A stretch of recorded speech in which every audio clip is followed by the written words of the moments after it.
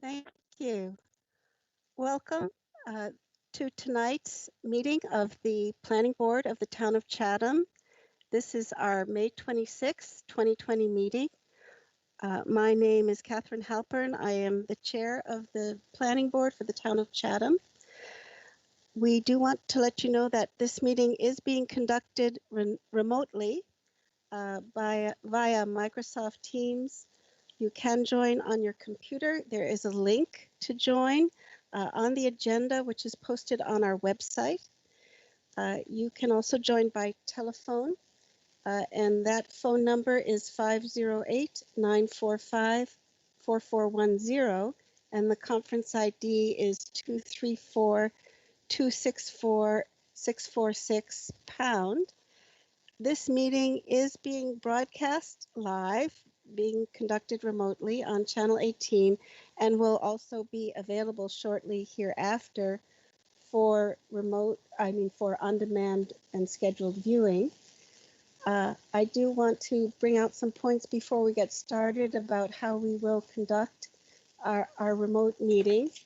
And just pursuant to Governor Baker's March 12th, 2020 order, suspending certain provisions of the Open Meeting Law, GLC 30A 18, and the Governor's March 23rd, 2020 order, imposing strict limitations on the number of people that may gather in one place, this meeting of the Chatham Planning Board is being conducted via remote participation. No in-person attendance of members of the public will be permitted, but every effort will be made to ensure that the public can adequately access the proceedings as provided for in the order.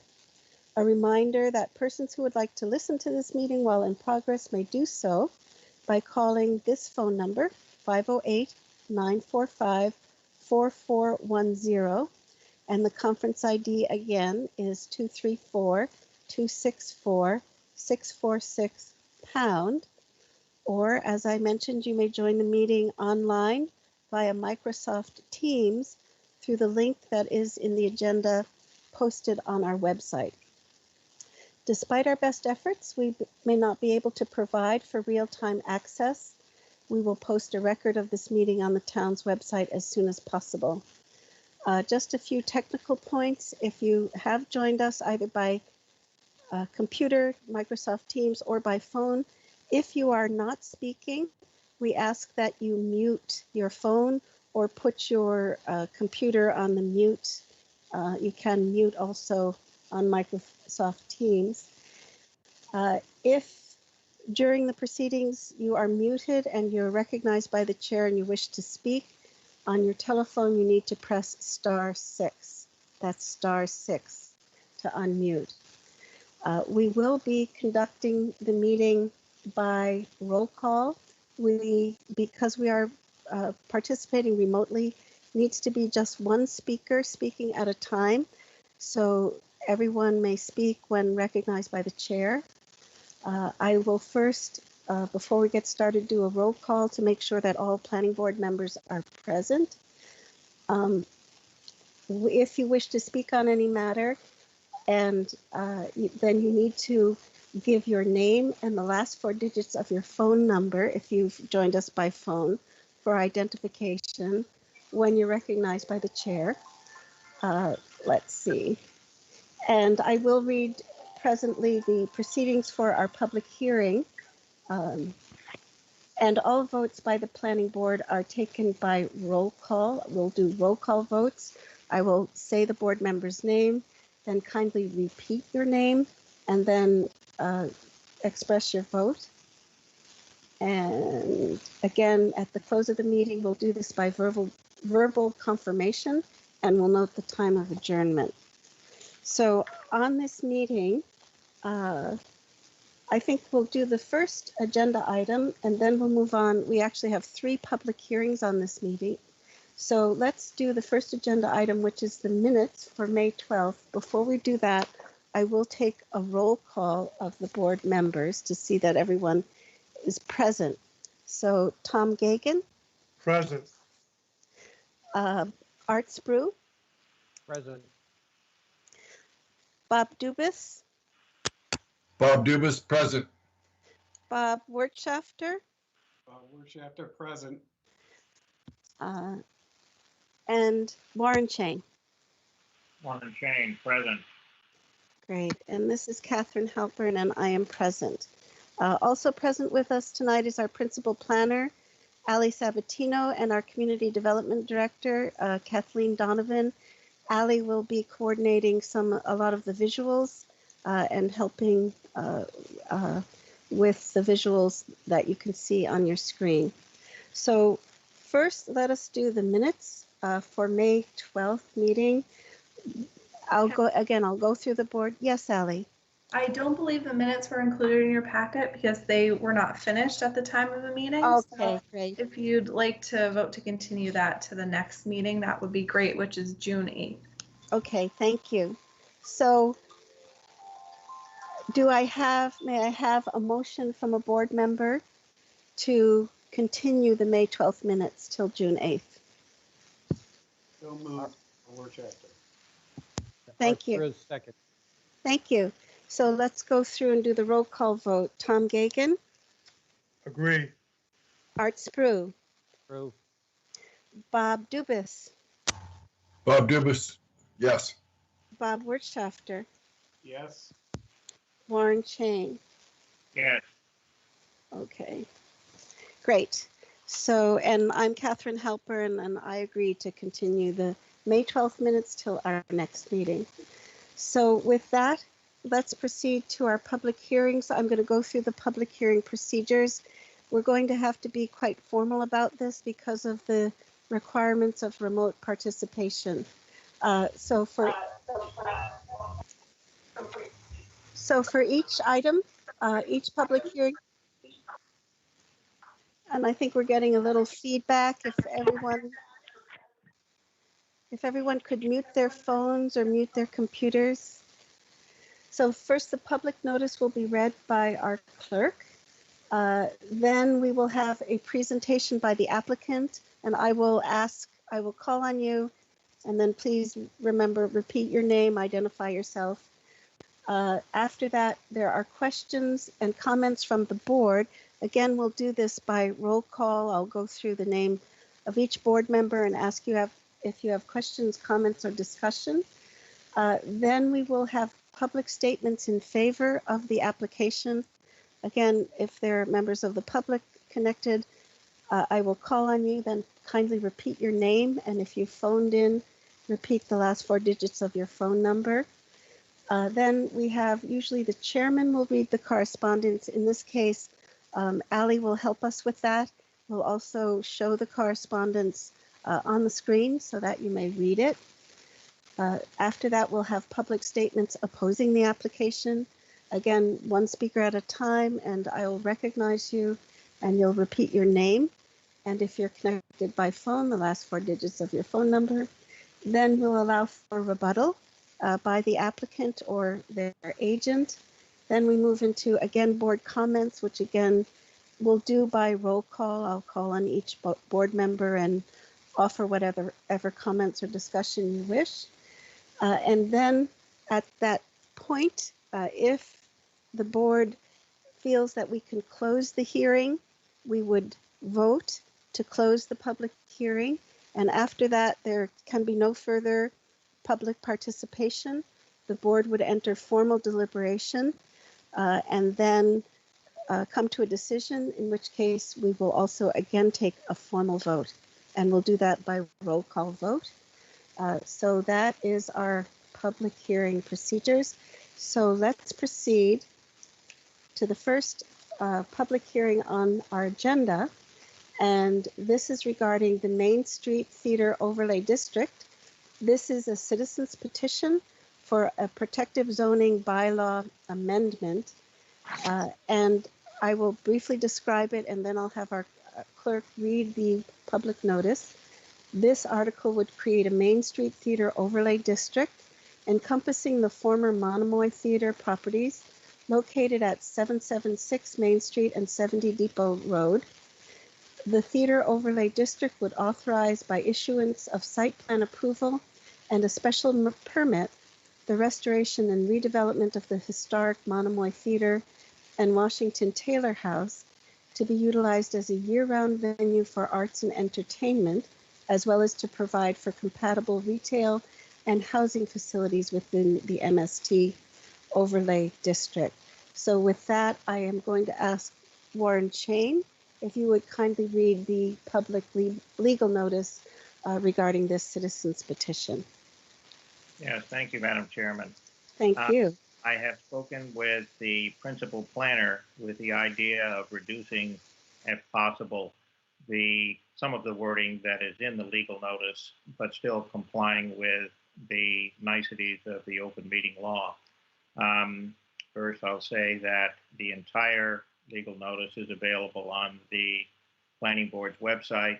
It's also available on your screen. So I begin. In accordance with the provisions of Massachusetts General Law, Chapter 40A, Section 5, the Chatham Planning Board will hold a remote public hearing on May 26, 2020 at 5 p.m.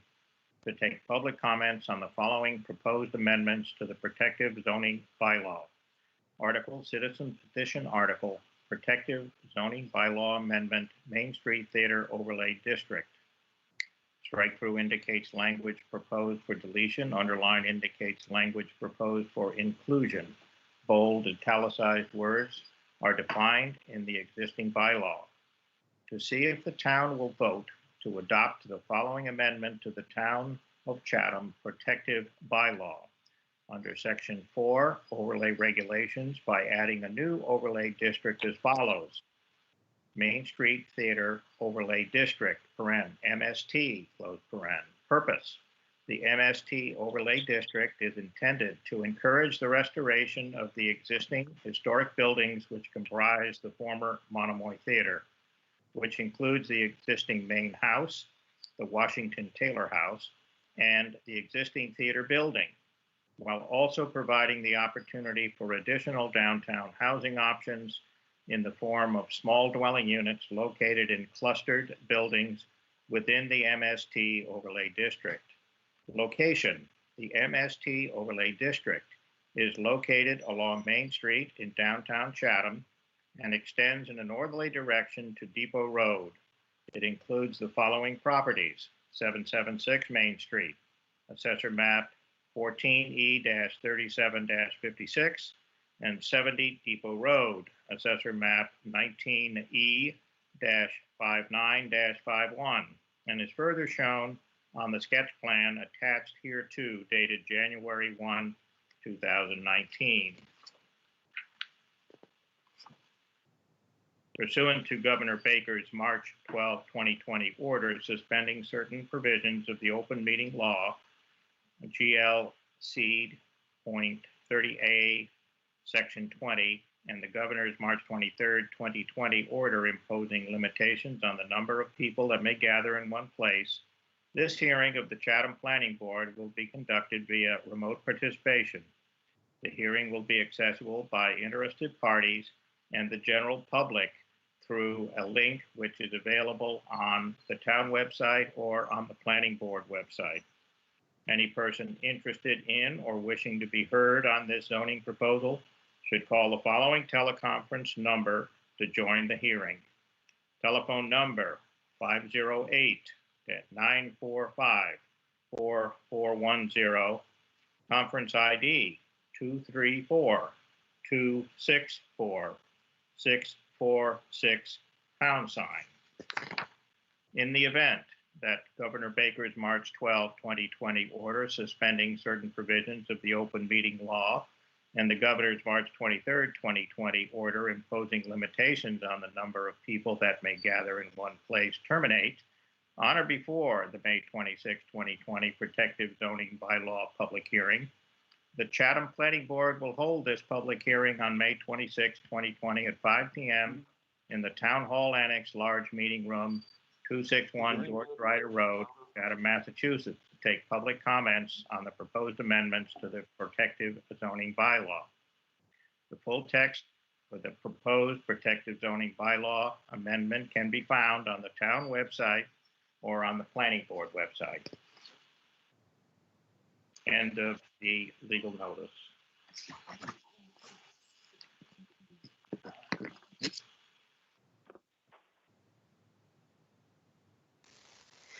Thank you, Warren. This is Catherine Halpern, Chair. I believe we have a presenter for the applicant, Mr. Ford. Are you connected to the call? Mike Ford? Can you hear me now? Yes, thank you so much. Yeah, I was on mute as instructed, so I'm sorry I hadn't turned it off. No, that's okay. There's always a lag time. So again, just for the sake of clarity, could you introduce yourself and then begin your presentation? Yes, thank you, Madam Chairman. My name's Attorney Michael Ford. I'm a lawyer from Harwich in the office of Ford & Ford, and I'm here representing the petitioners and the owners of the property, Alexandria Properties, LLC. As the chair read in describing generally what this proposal is, it is a petition article to amend the protective zoning bylaw of the town to create a new zoning district, but it's an overlay district. An overlay district means that while it may be a new zoning district, it overlays existing underlying zoning districts, in this case a GB2 district, and allows special and different uses within the overlay district than are allowed in the underlying district, again, in this case, the GB2 zone. This vehicle of creating an overlay district, while sounding complicated, is not, and really provides unique options in the redevelopment of properties within the town, and at the same time, adhering to the uniformity requirements of Mass General laws that pertain to all zoning amendments under Chapter 40A, Section 5. The owners of the property who purchased it over a year ago now did so with the goal in mind of renovating the two main historic structures on the site that are described in the overlay district, the Monomoy Theater building, and what we refer to in the proposed zoning bylaw as the main house, which is commonly known as the Washington Taylor House. And those are the two prominent historical structures that one sees on Main Street as you drive by this particular parcel of property. In addition to the property that is the site of the historic theater and the main house, there's an additional parcel of property that has been appended to this site, has always actually been part of this site, that fronts on Depot Road to the north. And together, those two properties form the geographic area of the overlay district. As I said, the goal was to come up with a vehicle that would allow the historic structures to be renovated. The owners of the property have been proactive with respect to the historic structures after meeting initially with the Historic Commission and the Highway Business District Historic Commission. They took it upon themselves to file an application to place the structures on the National Register of Historic Buildings, and also to attempt to obtain approval for an application for this redevelopment under historic tax credits programs that currently exist, but exist only for those structures that are on the National Register. And so the applicants continue to pursue that particular application. It is currently before Mass Historic Commission, as I understand it, and also needs input and approval from the Interior Department, as they are the agency that oversees National Register structures in the United States. So that's ongoing. After getting that process started, the applicants met with your town planning staff, and met with a number of committees in town on an informal basis, and tried to come up with what they thought would be the best vehicle to achieve the renovation process of these historic structures, and to be able, frankly, to finance that in a way that made sense. It soon became apparent that in addition to the renovation of those historic structures, that an additional residential component would be necessary in order to make the project work from an economic standpoint. But it was very important as to how that residential portion was developed so that it met an existing housing need.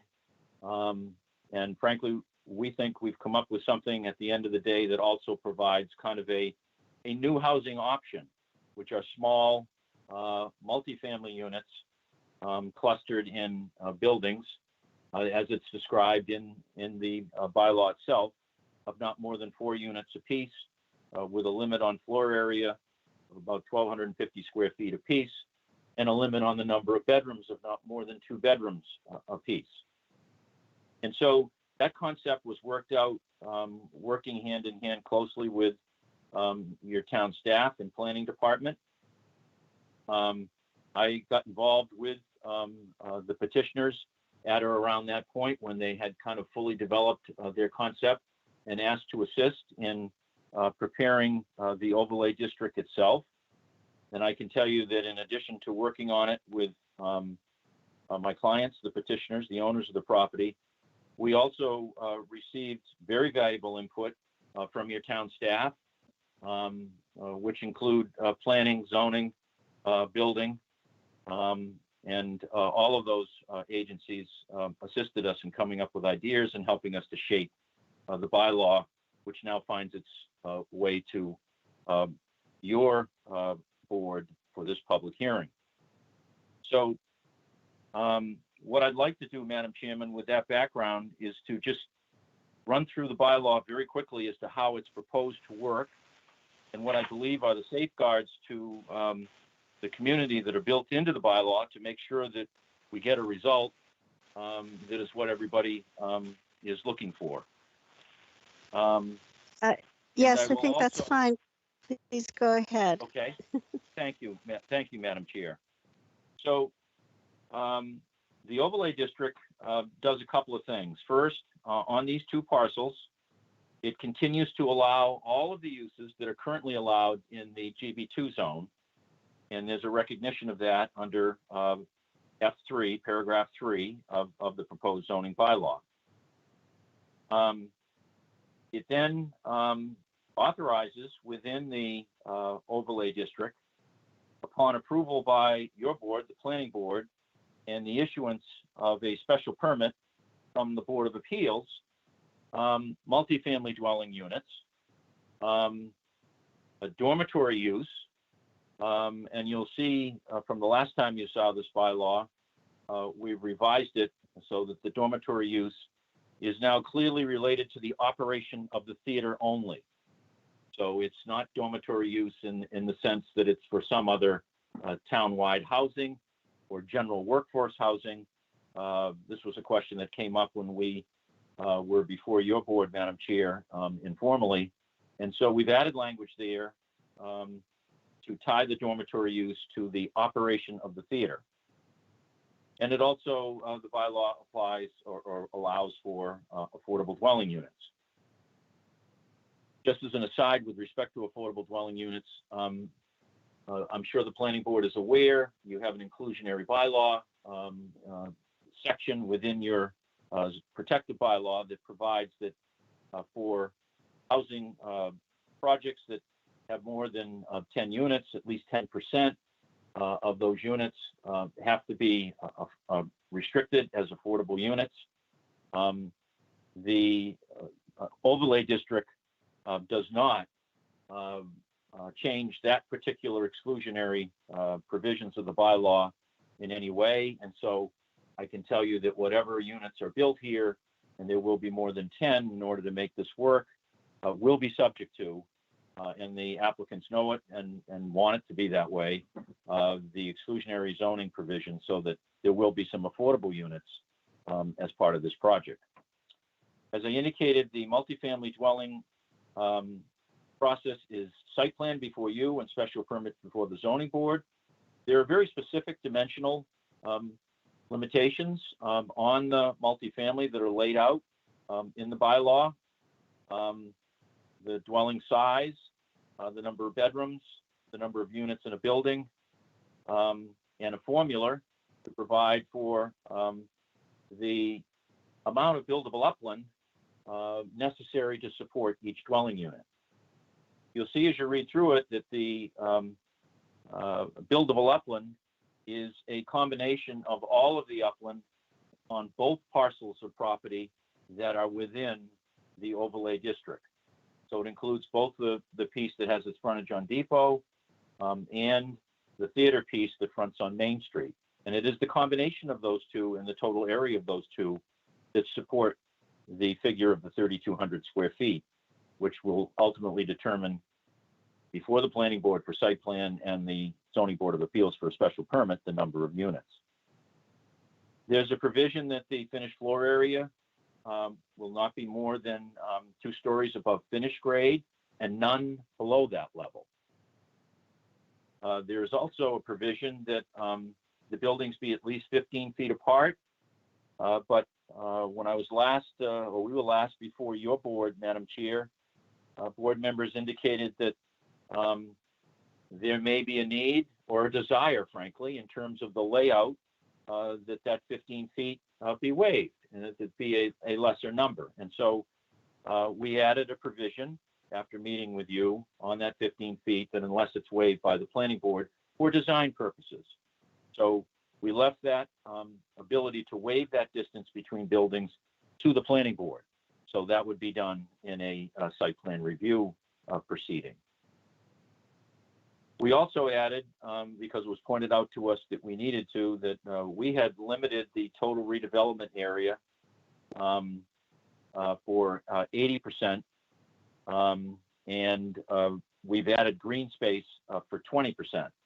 So as to balance that off, but again, with the board's suggestion at the last meeting, we gave the planning board, not the Board of Appeals, the planning board the right to waive that to satisfy parking requirements for the redevelopment, if they could make such a finding. The other dimensional provisions are the building height, and that's the standard that's throughout the town. 2.5 stories or 30 feet is the limitation. And here's the important one, I think, from the standpoint of the town knowing that any project that comes forward will be a project that involves the restoration and redevelopment of the main house and the theater. And that's Roman numeral number 8 under this 3B section. That specifically provides that any application for site plan approval or a special permit must include plans for the restoration and redevelopment of the main house and the theater, any additions or alterations thereto. And we've made it clear there, it's intended that the site plan and plans for a special permit shall include the proposed redevelopment within the MST Overlay District. And that for the purposes of the special permit, the zoning board will be the special permit granting authority under section VB of the bylaw. That was a staff suggestion, a good one, frankly, that there are some non-conforming conditions that surround the historic buildings on the site. And so we should actually put in there a provision that part of the special permit, when it's filed for the residential use and the other redevelopment on the site, should also be a special permit under section VB of your bylaw, which allows the Board of Appeals, upon a finding that it will not be substantially more detrimental to the public good, to allow certain changes in that regard. Parking. When we were last before you, we had parking for the redevelopment for 1 space for each unit. And that was met with skepticism by some of your board members, and I understand it. The bylaw requires 2 parking spaces, even for a single-family home in the town of Chatham, but as I have learned over the years in practicing in Chatham, you can have a 10-bedroom home, and that only requires 2 spaces under the bylaw. And you can have a 1-bedroom home, and that requires 2 spaces under the bylaw. And so we're suggesting here that rather than an arbitrary rule of 2 spaces per unit, that we try and look at what's trying to be done here with downtown small residential units. And we've suggested 1.5 spaces required for each unit as opposed to 2. We also gave the right of the planning board to grant exceptions in the area of non-conforming parking because, as many of you know, at least the last time the theater was in operation, you'll remember that parking was kind of lawn parking in front of the theater. Frankly, it was all over the place. And so there were some non-conforming conditions out there. And we foresee that parking will be something that will be a challenge and will need to be addressed in the site plan proceeding before the planning board and in the special permit process before the Board of Appeals. It is the thinking of the petitioners that off-site parking may well be a condition of a permit that is granted under this particular provision for any type of theater events. And they're not adverse to that, and they understand that those are the kinds of things that need to be brought forward during the permitting process before planning and zoning. The other thing I wanted to point out is that in Roman numeral 11, that the special permit that's issued includes the entire area of the redevelopment. So you're not going to get a permit for the redevelopment of the theater and the main house, and then maybe a couple of years later, a special permit for the residential units. The way the bylaw is constructed, it all has to come forward as one comprehensive general permit. So both boards, planning and zoning, and historic, by the way, since this is in the HBDC, they will be playing an integral role, will be looking at this in a comprehensive manner. So the bylaw, the way it's set up and the way you're required to apply, does not, frankly, allow you to come in with fits and starts but to see the whole project at once. And we think that's important.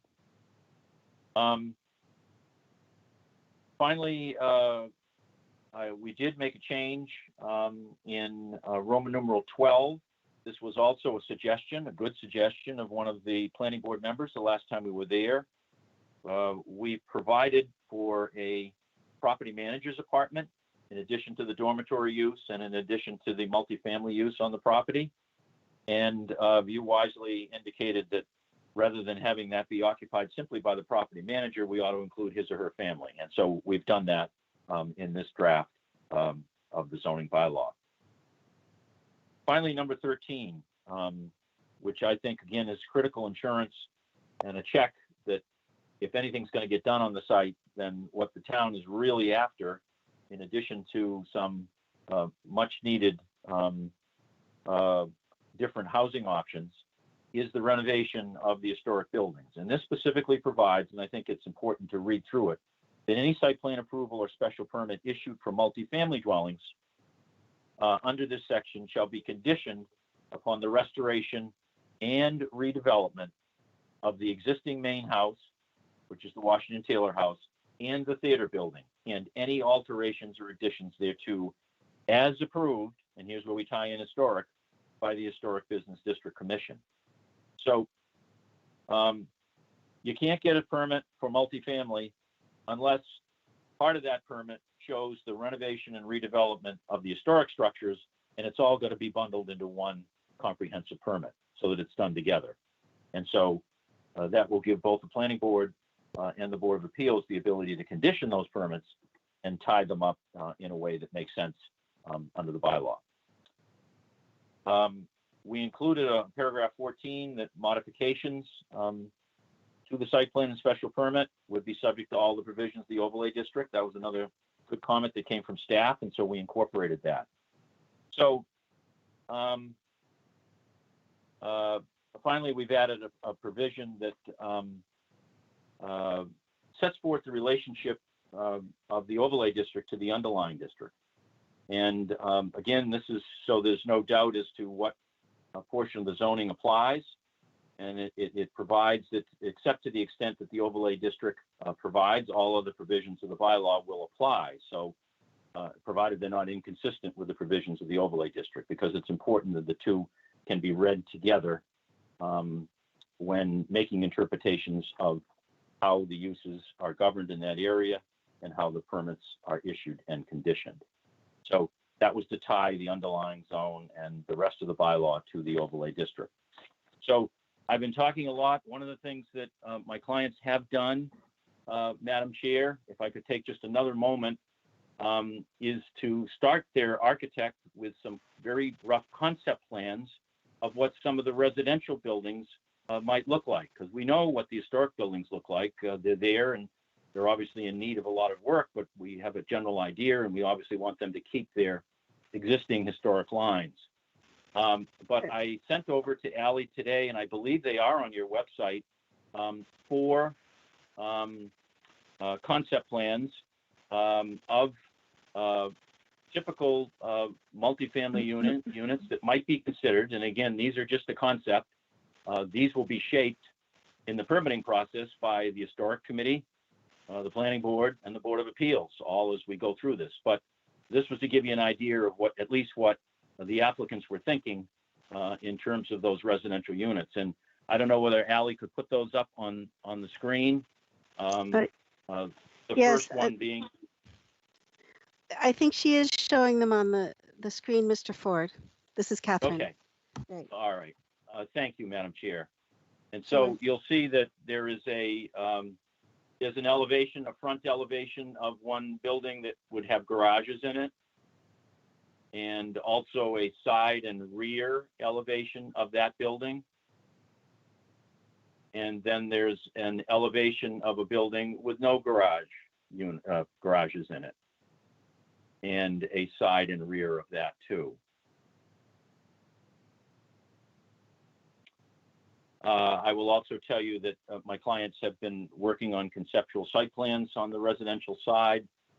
And I can report that any site plan that does come into the bylaw will probably come in with less than the number of buildings that we showed you previously, which was 8. We think the site probably is better served by fewer units than what was shown on the 8 buildings, but that's kind of a work in progress at this point. And again, obviously, you're just considering the underlying enabling bylaw. You're not voting on any permit or approval. This is just for you as a board to formulate a recommendation to the legislative body, the town meeting, as to how the planning board at least recommends the town meeting vote with respect to enactment of this proposed zoning change. So with that, I've talked a lot. This is really a public hearing. It's supposed to be for the benefit of the public or the planning board. And I'll be quiet and happy to take questions. Okay. Thank you, Mr. Ford. This is Catherine Halpern. And so now we do need to move on to the next step in our public hearing procedure. We will take board questions and comments. Mr. Ford has presented this proposed bylaw. I just want to remind the board and the public that this is a citizen's petition for a proposed bylaw amendment that would be brought for vote before annual town meeting. And as Mr. Ford mentioned, what the planning board, what we need to determine is whether we would recommend this. So we're just in a recommending capacity. So with that being said, again, by roll call, I'll go through and I'll ask Tom Gagan, do you have questions for Mr. Ford or comments on the proposed bylaw amendment or presentation? Tom Gagan speaking. I'd like to thank Mr. Ford and his applicant for taking into account what the planning board suggested. We made multiple suggestions at our last meeting with him, And it seems that they listened to what the board's concerns were at that time and certainly have incorporated a lot of those ideas and concepts into this plan. I know the plan is not final, but again, to thank him and the applicant for listening to the board's concerns. Thank you, Tom. Art Sprue. Art Sprue. I also want to make a comment that one of my big concerns was making sure that our board has a complete view of everything that's being proposed here. And I understand that you are proposing one comprehensive general permit, which addresses one of my major concerns, because I like to see the whole picture on how everything's going to work together, how circulation works for both pedestrians and vehicles. And I think your revisions do incorporate that. So other than that, I didn't have any other comments at this point. Thank you, Arthur. And Bob Dubus, comments or questions? Bob Dubus. From what I can see, I think it's a very positive outlay for this property. I think that it's going to come along pretty good. I can't wait for the real plans. Thank you, Mr. Dubus. Bob Wirtschafter? I really have nothing else to add. I agree that they've addressed all of our concerns. Thank you. And Warren Chain, do you have comments, questions? Yes, Madam Chairman. Mr. Ford, I too echo the sentiments of the other board members about the efforts taken to incorporate comments made previously by the planning board. And I think also your efforts to, and those of the applicant, to include the sensitivity to the goals and objectives in multiple town documents with respect to development and providing housing. I have a number of questions that I think are as much as anything for just transparency and clarity, both for the board but also for the public, as to exactly what your thinking is with respect to things that may not have been fully baked yet into a plan.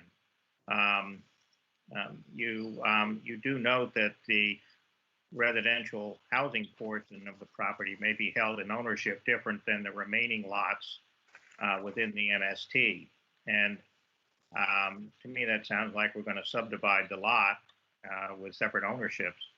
Do you have any idea what form of ownership you would envision for the residential portion of this site? Would it be condominiums or single owner? I'm not sure that. Yeah, I'm not sure that they've decided yet, but they clearly wanted to have the option, and that's why that language is in there, to be able to subject the residential units to the provisions of the condominium statute, if that became the marketing option, and to sell them off as individual condominium units. And so when we had that discussion, that we wanted to have that option going forward, staff suggested that I cover that with a particular provision in the bylaw so there'd be no misunderstanding later on. So glad you pointed that out. I didn't cover that in my overall presentation, but yes, that is there specifically to provide that option to the applicant down the line. As opposed to maintaining them as a single owner and renting out units, per se. They're interested in selling them off, and a condominium would be the obvious form to do that. Yeah, they're interested in having the option to do that, certainly, yes. Okay. This is Catherine, may I just interject? And I know this is cumbersome, but because we're functioning remotely, each time you speak, please be recognized by the chair and please repeat your name so we always know who's speaking. So what just transpired was a conversation between board member Warren Chain and Mike Ford, who is the agent for the applicant. So Mr. Chain, please go ahead with your next question. All right, again, this is Warren Chain with a question for Mr. Ford. We have on our screen now a rough drawing of the entire site, but there is no real indication on there as to what the likely split between the restoration and properties, the theater, and the residential. Is there any plan yet in existence which gives an idea as to how much of the site would be residential versus how much would be the theater and parking? Well, that will be on the comprehensive site plan that is brought forward No, to the planning board. But generally, as you can see in the overall plan that was attached to the petition, it falls along, the concept plan falls along the line of the two lots that currently exist on that plan as you see it. So to give you an estimate, that would be the best estimate. Okay. Also, just for transparency and, in my interest and perhaps others, have you considered how you might encourage or even ensure that the residential units would be occupied by permanent town residents and not merely added to the stock of available seasonal rentals at a high price? No, I don't believe any thought has been given as yet to marketing. Okay. Also, this is as much for my education, again, Warren Chain speaking. And so with really no increase in the footprint or the height of any structures, each building could accommodate either additional units or larger units if living space below ground were permitted. And I note that most residential construction in Chatham nowadays can accommodate finishing below ground areas into living space.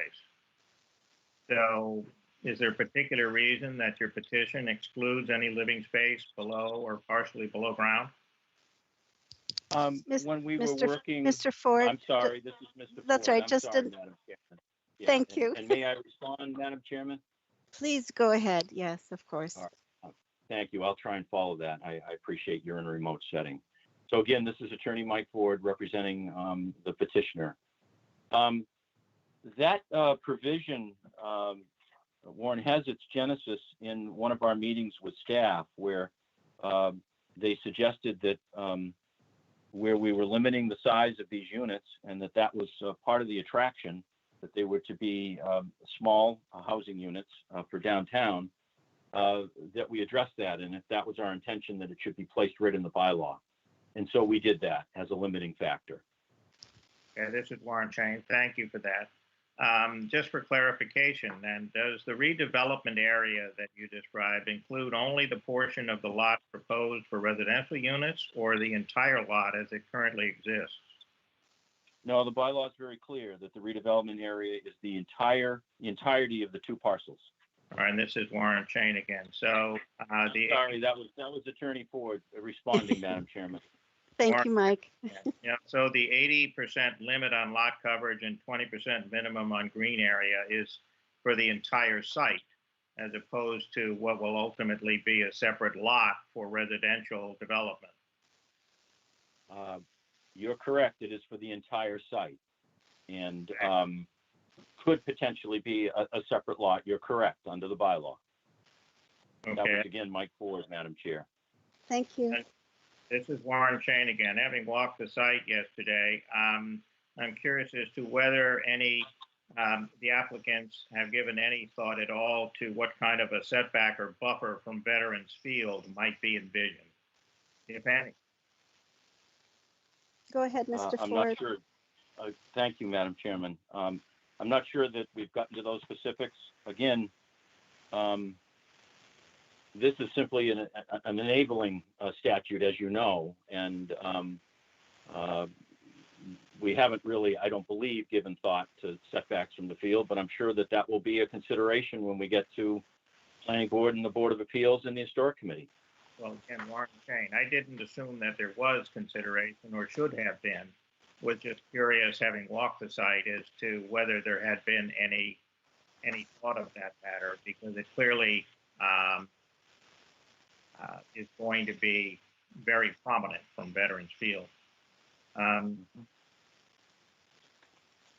This did not really come up when you presented to the Planning Board, again, Warren Chain, but do you plan to include, or might you plan to include, or might we consider recommending that there be direct pedestrian access from the residential units to Main Street. It's likely to be created by the people that live there, but including it in a site plan might be helpful. So that's just for the future. And again, for clarity and transparency, if possible, I noted that the existing scene shop behind the theater and the practice stage, which is in the woods behind the theater, are really important elements as to how the Monomoy Theater functions. Multiple plays in a season really require a practice stage and a set construction facility that are separate from the theater. But I've not heard any comments that they might be retained or destroyed. Do you know if there's any thought been given to date as to whether these structures would be, or these functions would be included in the redevelopment plan?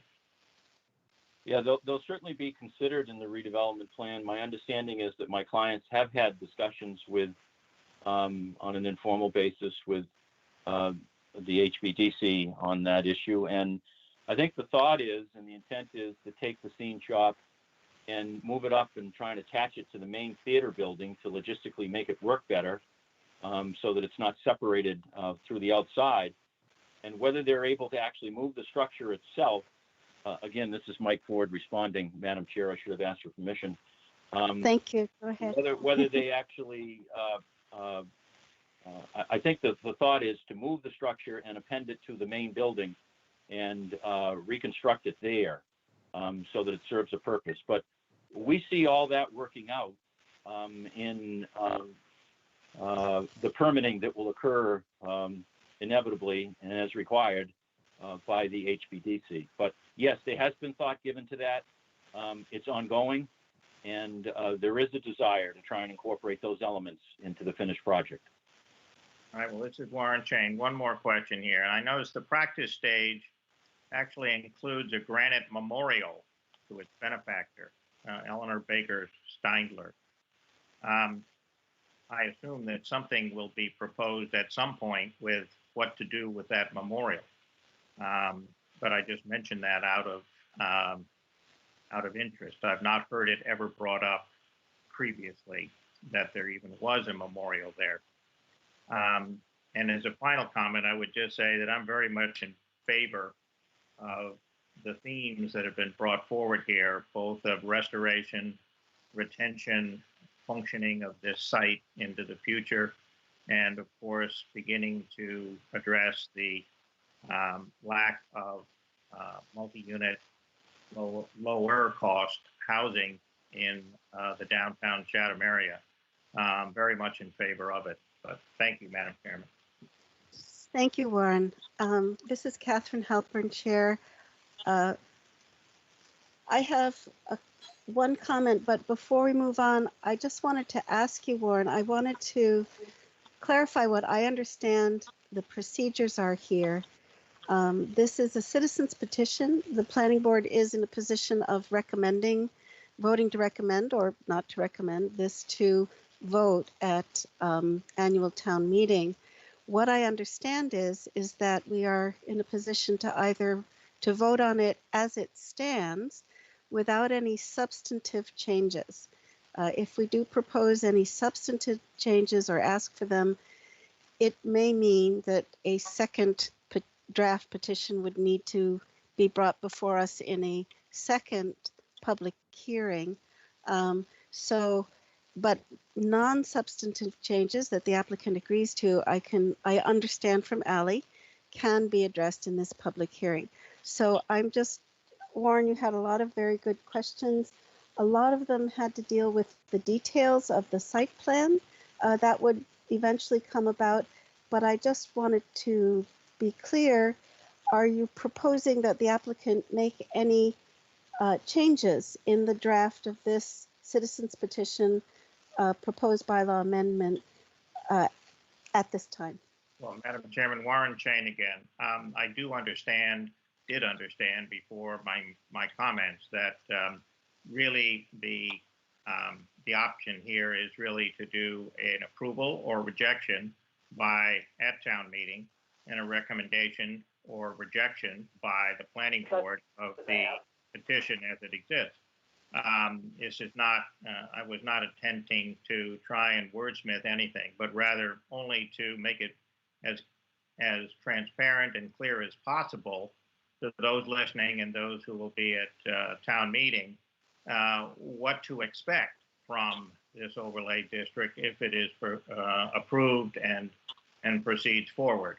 That was the sole intent. I had questions that I appreciated very much getting responses to, not expecting there to be a final resolution or plan or definitive answer to many of them, but only to highlight questions that are of interest to me and I think others. But yes, our objective is either to recommend or not the petition as written.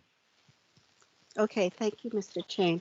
So this is Catherine Halpern. I actually have one comment, and that is, again, I wanted to thank you for your attention to the planning board's input on this proposed citizens petition proposed bylaw amendment, and also thank you for your very complete presentation on it and clear presentation on it.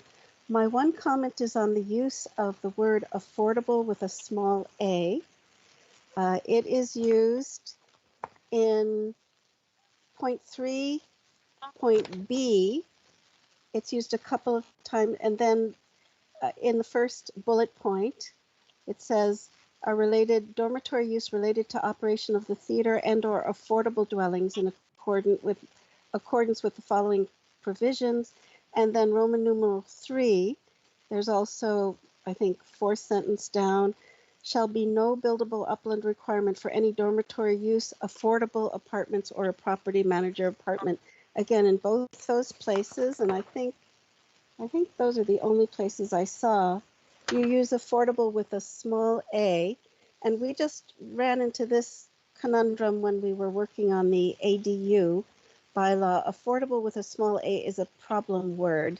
Affordable with a large a is clearly defined, and you do use that later on in Roman numeral 11, but I would actually request that you just delete the word affordable with a small a, and in all the places where it appears, because it's problematic. Mr. Ford, do you have any response to that? Yes, Madam Chair, I will take that under advisement and take a look at it, discuss it with the petitioners, and we can get back to you. It's not something I think I can simply answer here on the fly. It may be that the small a's have to become large a's.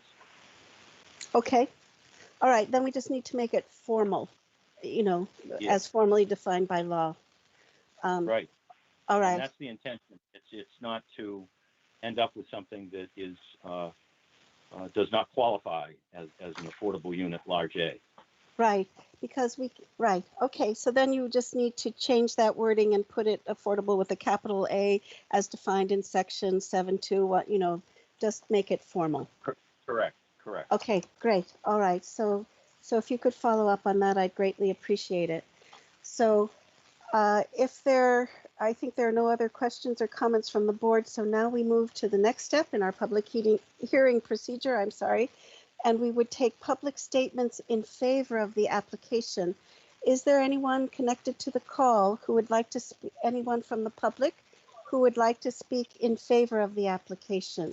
I don't have a way that you can raise your hand, but please speak and I will be happy to recognize you. Madam Chair, Yes, who's speaking? Westgate. Michael Westgate. Good. Westgate. Please.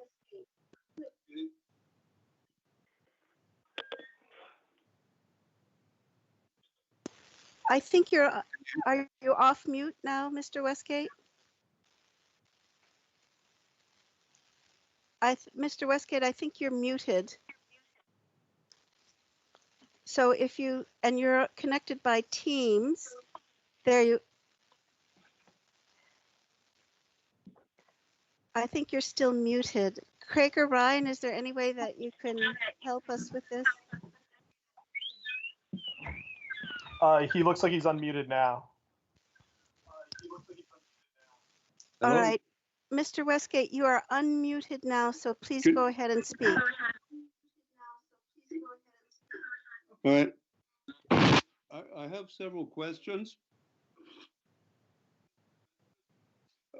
The first relates to the use of the theater. I haven't heard any commitment that the theater building will be used as such. This is And- Catherine would Halpern, the failure to Mr. use the Westgate. theater impact the, We're getting a great deal of feedback. I'm sorry, Mr. Westgate. This is Catherine Halpern can again. you turn it down? Hi, Michael. If you're watching TV, if you could turn down your television, if you're watching this on TV, thank you. How's this? That's better. Yeah, perfect. Thanks.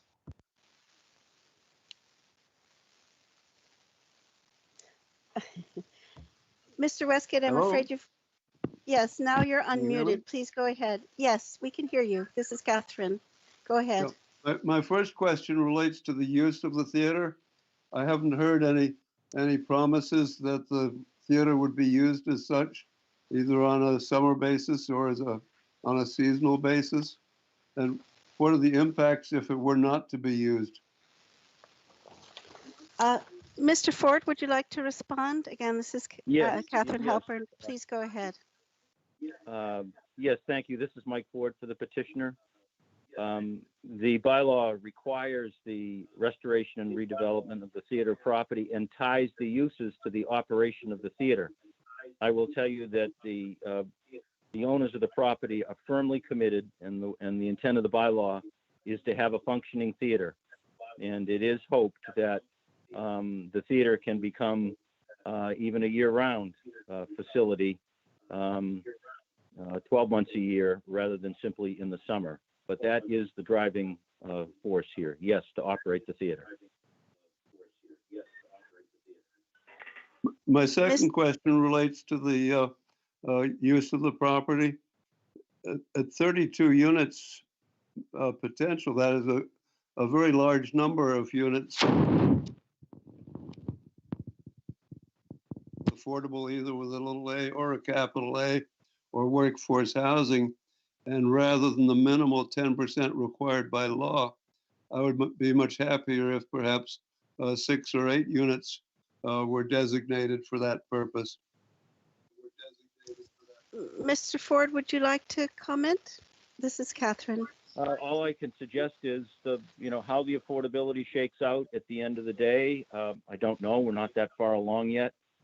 Clearly, the residential portion has always been part of the economic driver to allow them to put all the money that they're going to put in to upgrade the theater so that they can have a theater operation there. So all I wanted to do was to assure the board that the same provisions in the bylaw that apply to other developments that have 10 or more units will apply here. We're not looking for an exception. So there will be affordable units with a capital A. My final question relates to green space. My parents, my wife and I, my children, my grandchildren have all been to the theater, and for many decades, parking on grass has worked fine. 20% of the space that's proposed to remain green seems minimal. So I would urge that be raised rather than lowered. Mm-hmm. Thank you, Mr. Westgate. Mr. Ford, do you have any comments? This is Catherine Halpern again. Just very quickly, Madam Chairman, Mike Ford responding to the petitioner. The 80-20, mirrors the general business area itself. It's put in there so that if we need to create more parking, if the planning board thinks we should create more parking, to allow us to do it. I appreciate Mr. Westgate's comment about green space, and I think my clients do as well. And that will just be worked out in the final site plan. but we think we need that kind of flexibility in order to be able to meet what we see as a parking requirement on this property. Thank you, Mr. Ford. This is Catherine Halpern, Chair. Mr. Westgate, are those all your questions? With those provisions addressed, I'm in favor of the project. Okay. Thank you, Mr. Westgate. Is there anyone else from the public who would like to make a statement in favor of the application?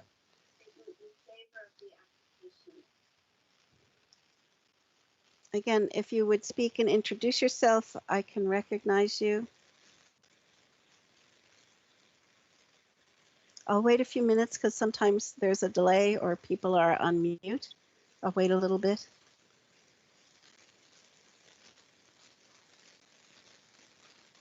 So I don't hear any additional public comments in favor. Next, the chair reads correspondence. I do not believe we've received any correspondence on this matter. I'll double check with Ally in case something came in at the last minute. Ally, did we receive any correspondence? Hi, Catherine. This is Ally. We have not received any correspondence for this. Thank you so much, Ally. So now we move to public statements opposing the application. So is there anyone in the public who would like to speak in opposition of this application, of this citizen's petition for proposed bylaw amendment? And I'll wait a little while in case people are on mute.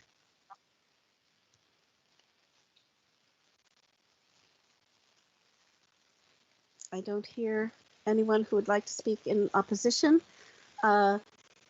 And we do allow for rebuttal by the applicant, but there's been no opposing statements. Madam Chairman, this is Mike Ford. Go ahead, Mr. Ford. Given those in opposition, I'll waive any rebuttal. All right. Thank you, Mr. Ford. Thank you. Then we have the opportunity for additional board comments. Again, I know this is a bit time consuming, but I'll just call on each board member individually and see if at this point you have any additional comments before we consider and formally vote on whether we're going to close the public hearing and enter formal deliberations. So Tom Gagan, any additional comments? Madam Chairman, Tom Gagan, I do not have any additional comments. Arthur Sprue, any additional comments? Arthur Sprue, no additional comments. Bob Dubus, any additional comments? Bob Dubus, no additional comments. Bob Wirtschafter, any additional comments? Bob Wirtschafter, no additional. Warren Chain, do you have any additional comments? This is Warren Chain. No additional comments. Thank you. And this is Catherine Halpern, and I have no additional comments. So now I'd like the board to consider if we want to close this public hearing and enter formal deliberations and then formally vote on whether we recommend or do not recommend this particular citizen's petition. My sense is that, yes, Bob Dubus, go ahead. I was going to make the motion to close the hearing. Thank you, Mr. Dubus. Art May I have a Sprue, second? Thank you. And just a reminder that once we close the public hearing, there's no further public participation. So we have a motion and a second to close the public hearing. I'll take a roll call vote. Tom Gagan. Tom Gagan, Madam Chairman, I vote in favor of the request for this overlay district. Mr. Gagan, right now we're voting to close the public hearing. Do you vote in favor of closing the public hearing? Tom Gagan, yes, I do. All right, thank you. Art Sprue? Art Sprue, yes. Bob Dubus, do you vote in favor of closing the public hearing? Bob Dubus, and vote in favor of closing the hearing.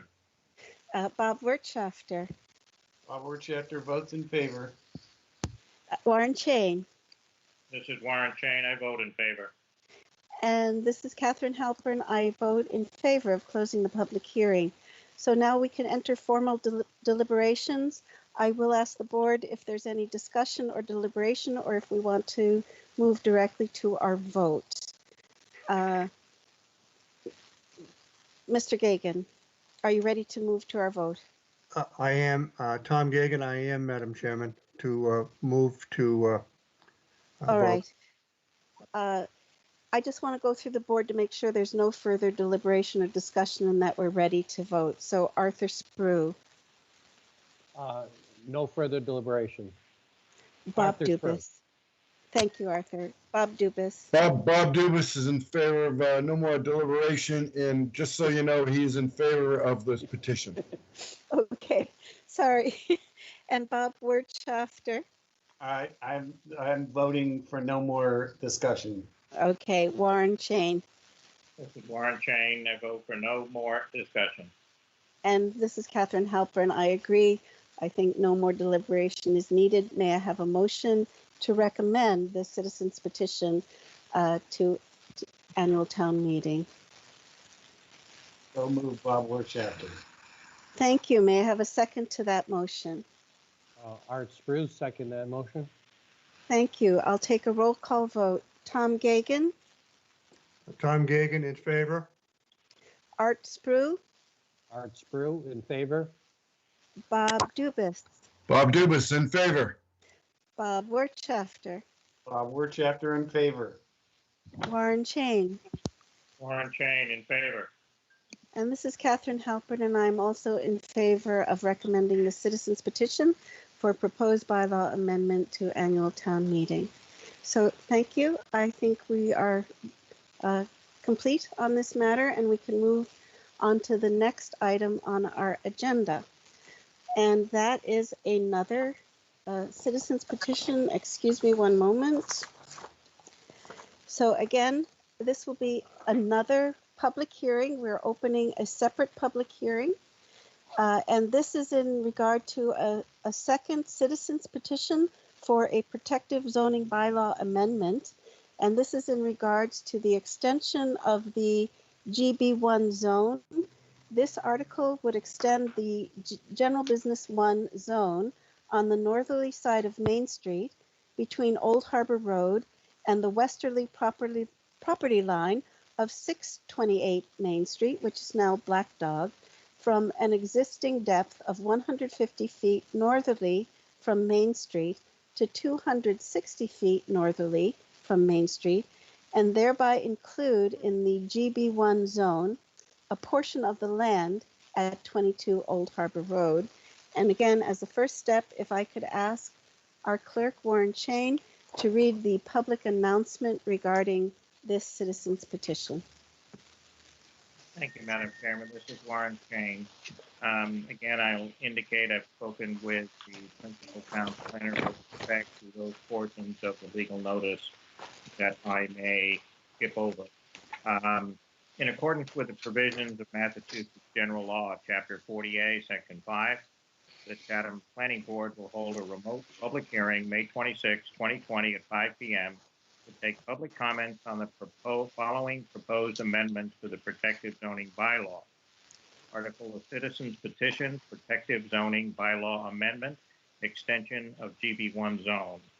To see if the town will vote to amend its protective bylaw zoning and the Town of Chatham zoning map by extending the GB1 zone on the northerly side of Main Street between Old Harbor Road and the westerly property line of 628 Main Street, Black Dog, from an existing depth of 150 feet northerly from Main Street to 260 feet northerly from Main Street, and thereby include the GB1 zone a portion of the land at 22 Old Harbor Road as shown on the attachment accompanying this article, or take any other action related thereto. Pursuant to Governor Baker's March 12, 2020 order suspending certain provisions of the open meeting law, General Law, Section 30A, Section 20, and the Governor's March 23, 2020 order imposing limitations on the number of people that may gather in one place, this hearing of the Chatham Planning Board will be conducted via remote participation. The hearing will be accessible by interested parties and the general public through a web link which is available on the town website or on the planning board website. Any person interested in or wishing to be heard on this zoning proposal should call the following teleconference number to join the hearing. Telephone number 508-945-4410, and then enter the conference ID number, which is 234-264-646 #.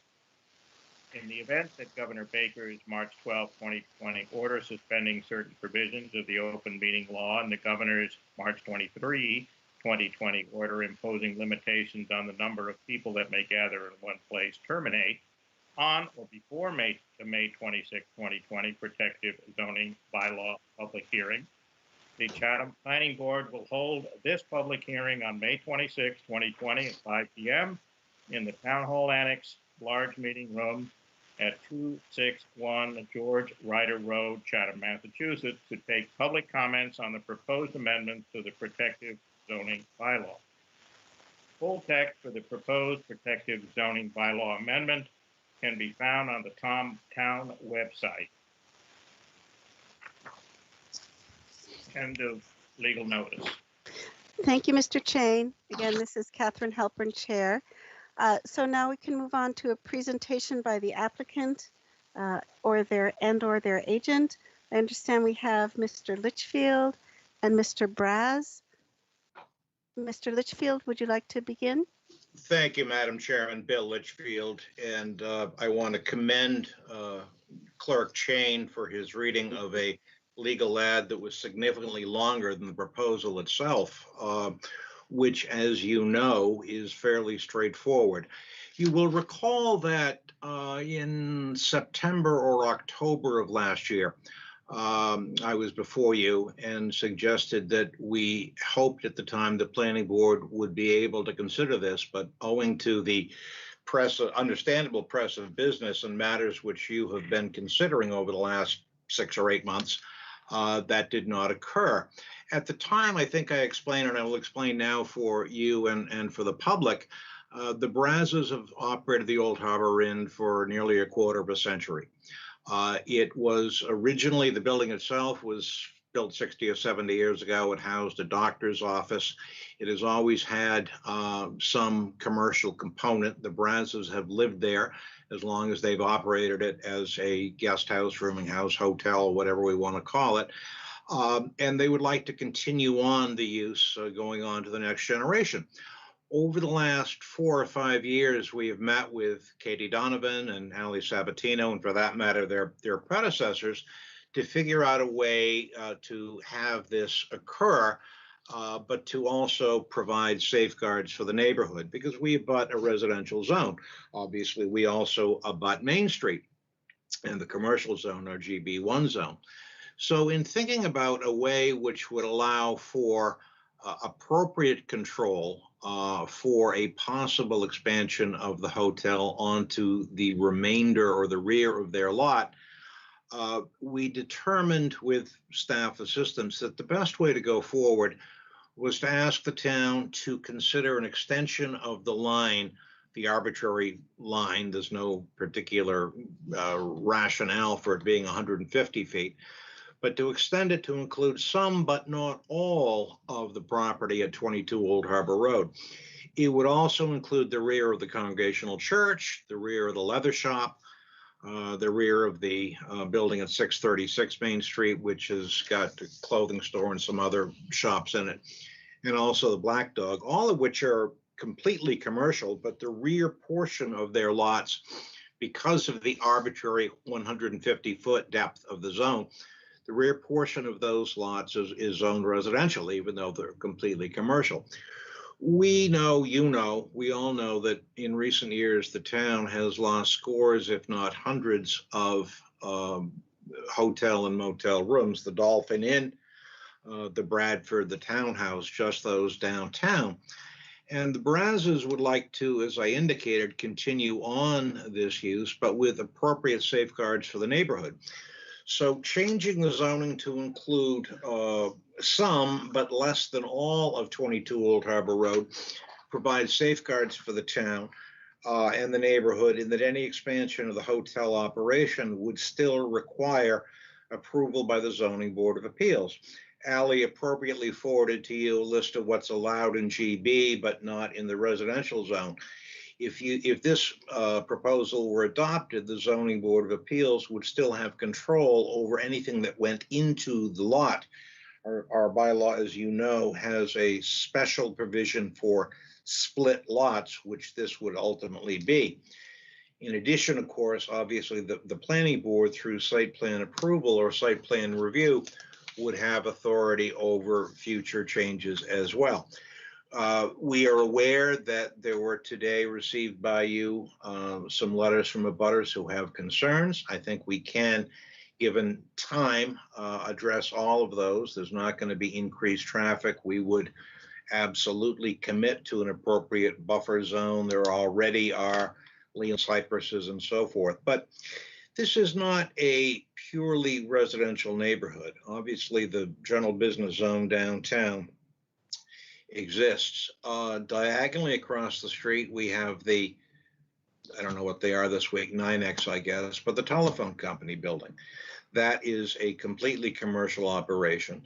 2 doors down, we have St. Martin's Lodge, which, while not a commercial operation, has non-residential characteristics. And further up on Old Harbor Road, there is a business zone at the corner of Depot and Old Harbor. So we would ask for the board's consideration, and I should have said that Ray and Judy Braz, who are the owners of the property, are on with us tonight, and they may want to offer some thoughts as well.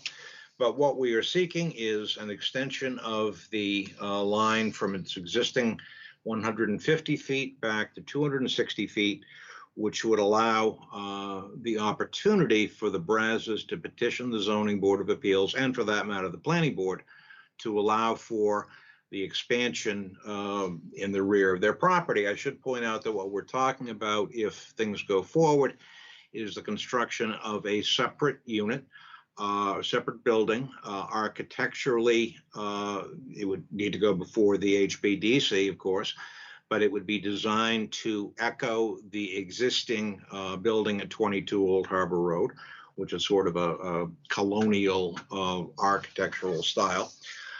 It would have not more than 6 rooms. I know there was some correspondence talking about 8 rooms. That's not the case. We're looking for a maximum of 6 rooms. That is essentially what, I should also say that there are currently 12 at the main inn. So we are looking for your consideration of this article. We also understand, as you do, that all petitioned articles have to be on the warrant, but very frankly, they may not be going forward at the annual town meeting on June 22nd because of matters completely unrelated to town meeting, i.e. COVID. And it's entirely possible that petitioned articles, including this one, may be referred back to the planning board. But we had, before things transpired with public health issues, we had anticipated that your hearing might be earlier and allow us time for consideration before the annual town meeting. Obviously, we are living in a very interesting world in terms of COVID and public hearings. That's the gist of it. I don't know, Madam Chairman, whether Ray and Judy want to offer any thoughts. Could I ask if they'd like to chime in? Yes, please do.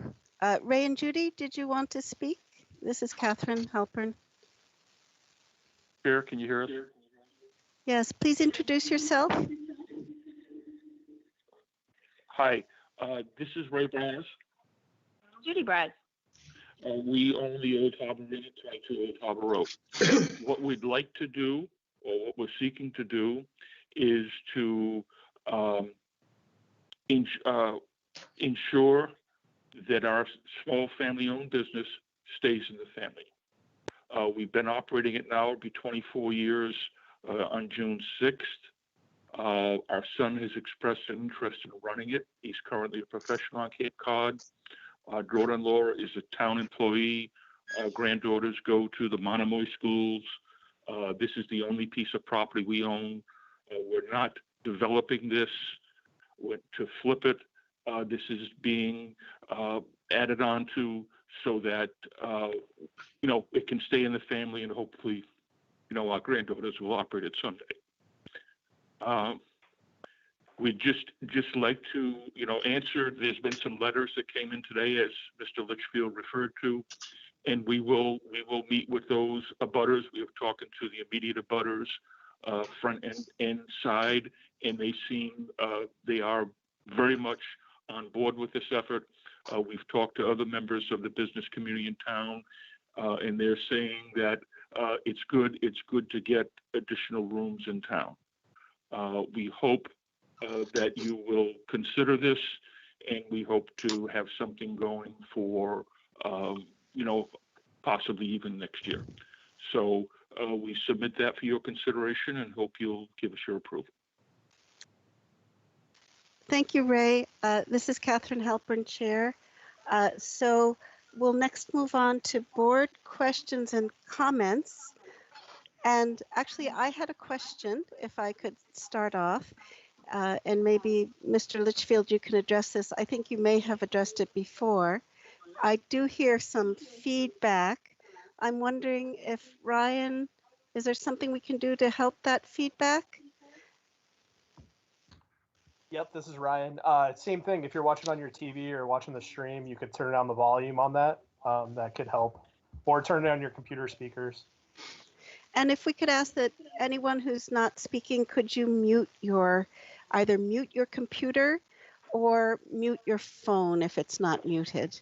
And if you're listening on the TV, as Ryan said, please turn that down. Thank you. I think that's better. So my question, Mr. Litchfield, and I was talking to Ali about this earlier. We understand, the purpose behind the citizens' petition to request a zoning change, but it seems to me that the usual process to accomplish this purpose would be to request a variance. And is there a reason why that? Because usually we make a zoning change. How to put this? A zoning change is usually because we do want to change the zoning in perpetuity for that particular area. This has a singular purpose to allow the Old Harbor Inn to expand, and it just seems to me that the usual route to accomplish a purpose like that would be a variance. And could you address that issue, why that route is not possible or not doable or what have you? Be happy to, Madam Chairman. Bill Litchfield responding to the question. In part, it's for reasons similar to those that the Monomoy Theater project didn't consider asking for a variance. Variances are difficult, and parenthetically, I would say that it is what we're proposing here is exactly the same thing that occurred when Chatham Village Market expanded. Those of you who were here will recall a special town meeting in January of 2011 when the depth back from Main Street was extended to allow Chatham Village to expand. So there's nothing terribly unusual about doing this. A variance requires each of and all three of three aspects, all of which have to be present. One is that there be something unique about the shape, soil conditions, or topography of the land. There really isn't. Moreover, Chatham historically has frowned particularly on use variances as opposed to dimensional variances. Dimensional variances are achieved irregularly, infrequently, 2 or 3 times a year, if that. Use variances, in fact, aren't allowed under our bylaw. There was a time prior to 2000, I don't know the exact year, but when there was a proposal to demolish and rebuild the then Shell station at the corner of Stony Hill Road and Orleans Road. Prior to a decision in that case and another case at the appellate level, it would have been feasible to go to the Zoning Board of Appeals for a special permit to expand a non-conforming use, which this clearly is. But the appeals court, Supreme Judicial Court, felt that Chatham had been administering its zoning bylaw incorrectly for the last 60 years. So a special permit is not available. A use variance is essentially not available. And even if we allowed use variances, which we don't, I'm not sure that there is the unique quality to this property which would warrant it. So I can't think of too many cases where the town meeting has not considered a change in zoning as preferable to a use variance, particularly when we don't allow them. Thank you, Mr. Litchfield. This is Catherine Halpern, and I appreciate your clear explanation. So with that, I'd like to go on to the next step, which is board questions and comments. Again, I just want to remind the board that what we're considering here is a citizen's petition for a proposed zoning bylaw amendment, and we would be voting to recommend or not to recommend it to vote at annual town meeting. And also, I just want to remind the board that again, this, as I suggested, this change in zoning for this area is being requested to accomplish a specific purpose for the owners of Old Harbor Inn, Ray and Judy Braz. But we, as the planning board, we just need to consider it in its broader application as a zoning change, and just to consider all the ramifications of that zoning change in perpetuity and how it affects the town as a whole. So with that being said, could I get any questions or comments from Tom Gagan? Madam Chair, Tom Gagan. I do have a question for Attorney Litchfield, if I may, please. Please go ahead. Bill, this zoning change, would this help eliminate or actually eliminate any split lots that are currently divided by the GB1 zoning? It would, Madam Chairman, Bill Litchfield responding to Mr. Gagan, if I may. Yes, go ahead. Thank you. The lot lines are not entirely visible on what you have in front of you, but there are 4 lots. The Congregational Church, the leather shop, I ought to know the name of it, formerly Canterbury Leather, but whatever leather it is. The building at 636, 632, and 634 Main Street, which has J. McLaughlin and some other commercial aspects, and also the Lorania's Black Dog building. So there are 4 lots that are now split. It's shown right there, whether that's Allie or Ryan who did that.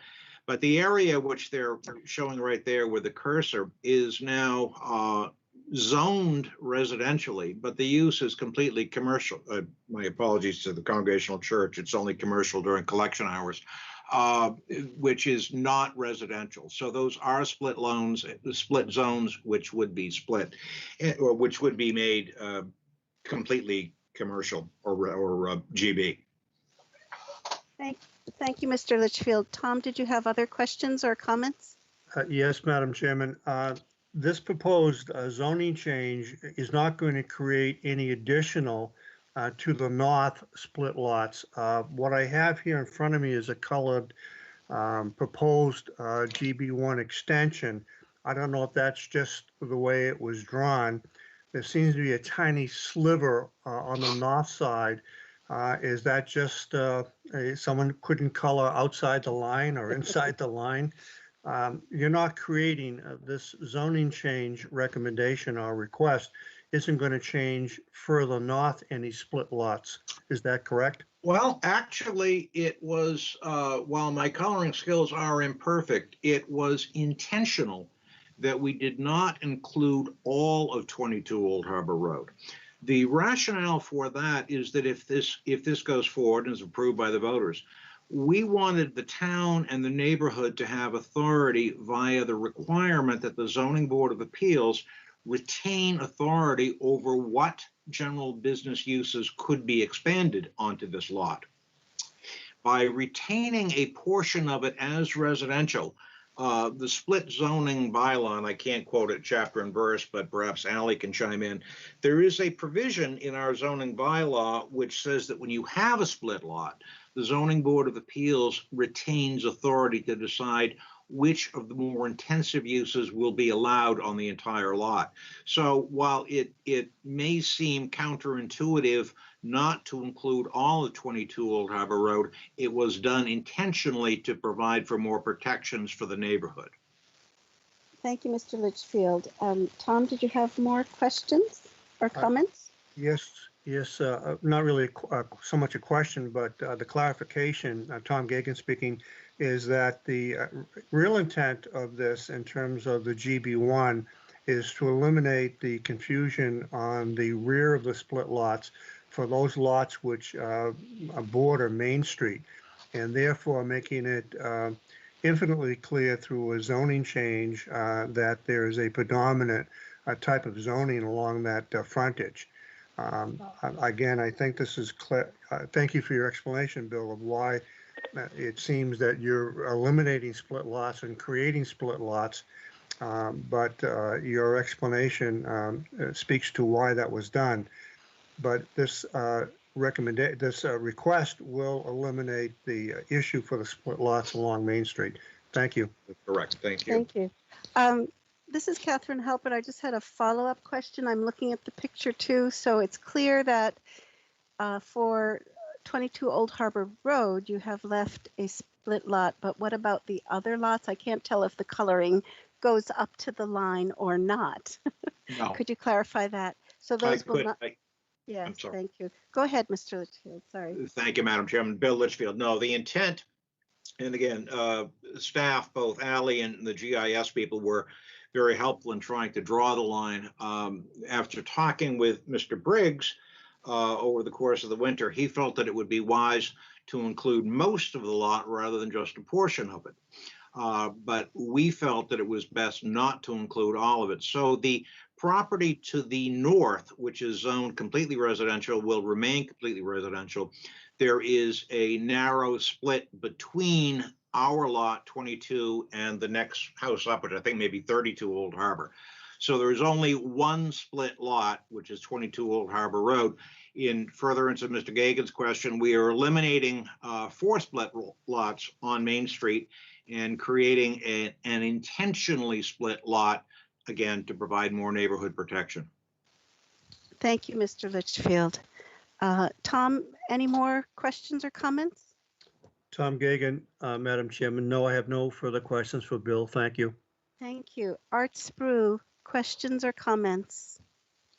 Art Sprue, Tom's questions were pretty much in line with what I was concerned with, and although those have been asked and clarified.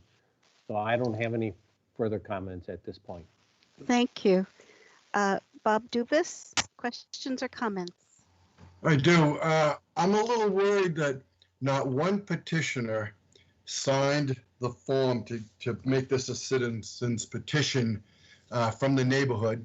And there were 4 letters against the neighborhood on this situation.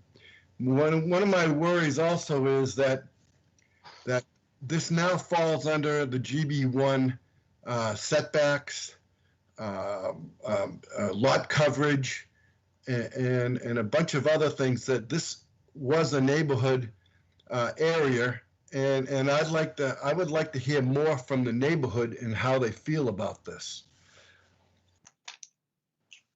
Okay, this is Catherine again. Mr. Dubus, we do have some letters that will be read, and perhaps later on in the public hearing procedures, we have the chance for public statements.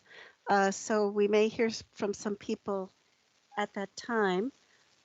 Did you have any more comments, Mr. Dubus?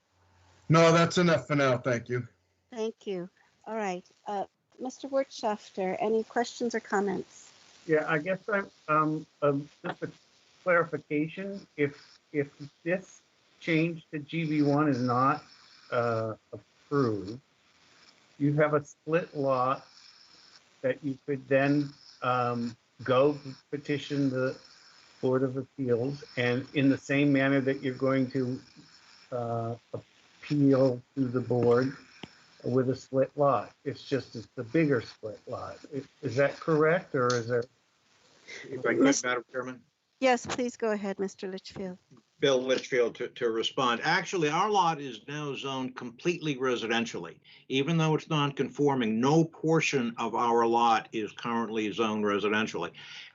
Yes, that lower slide shows, because of the arbitrary 150-foot setback for Main Street, it doesn't touch our lot. It also doesn't include all of the 4 commercially zoned lots in front of us.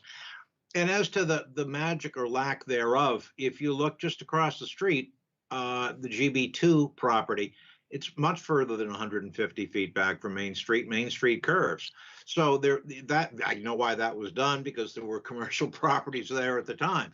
But there's nothing magic about it, but we will end up with a lot which is partially, but not completely, general business zone, which allows us to go to the ZBA. And because we're not asking for all of the lot to be zone GB, the Zoning Board of Appeals will be able to control what goes in there and what doesn't go in there, and build in the safeguards for the neighbors, which we understand.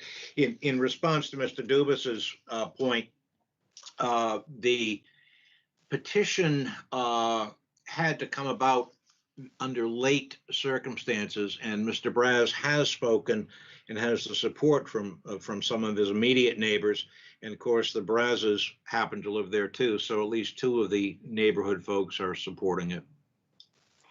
Thank you, Mr. Litchfield. This is Catherine Halpern again. Bob Wertschafter, did you have a follow-up question or comment? No, not at this time. All right, this is Catherine Halpern, Chair. I actually do have a question to follow up. I'm again looking at the visuals that Ali is very kindly helping us with here. And so, Ali, I'm just wondering, could you, with your little pointer, circle the entire lot that is currently 22 Old Harbor Road, that is currently all residential? Thank you. And so now looking at the expansion of the GB1, can we look at that?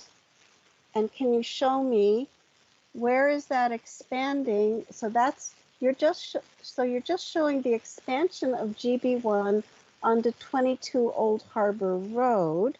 Where is it expanding onto these other properties that we've been talking about? Black Dog and the leather shop and all of that. Catherine, this is Allie. I believe that Attorney Litchfield is speaking about these properties along Main Street that were split zoned. If you can see it in this existing zoning down here. Yes. Lots I see. Existing split zoned, and through this proposal will no longer be split zoned, because this section here will all be GB1, whereas right now it's R20. All right, great. Thank you for clarifying that. So in essence, right now, as it stands, any of those other lots, the leather shop, Black Dog, etc., if they wanted to change of use, etc., they would need to go before Zoning Board of Appeals because they have a split lot. But after this change, they won't need to go to Zoning Board of Appeals. Is that correct? Mr. Litchfield, would you like to respond? Thank you, Madam Chairman. Bill Litchfield attempting to respond. Well, of course, the church has immunity under the Dover Amendment, so that's not an issue. Frankly, it depends. It's for the use of their land. The rear of the J. McLaughlin and Black Dog buildings has pavement right up to the lot line. They are presumably non-conforming. The rear portion of their lots, presumably non-conforming, and I don't think anything has ever been requested to occur there. I don't represent them, but yes, I'll defer to Allie to comment. But any any change in the commercial use on the back of those lots would presumably might presumably require review by the Zoning Board of Appeals, but Mr. Briggs, as the zoning agent, would make the call on that. This is Catherine again. Ally, did you want to make a comment?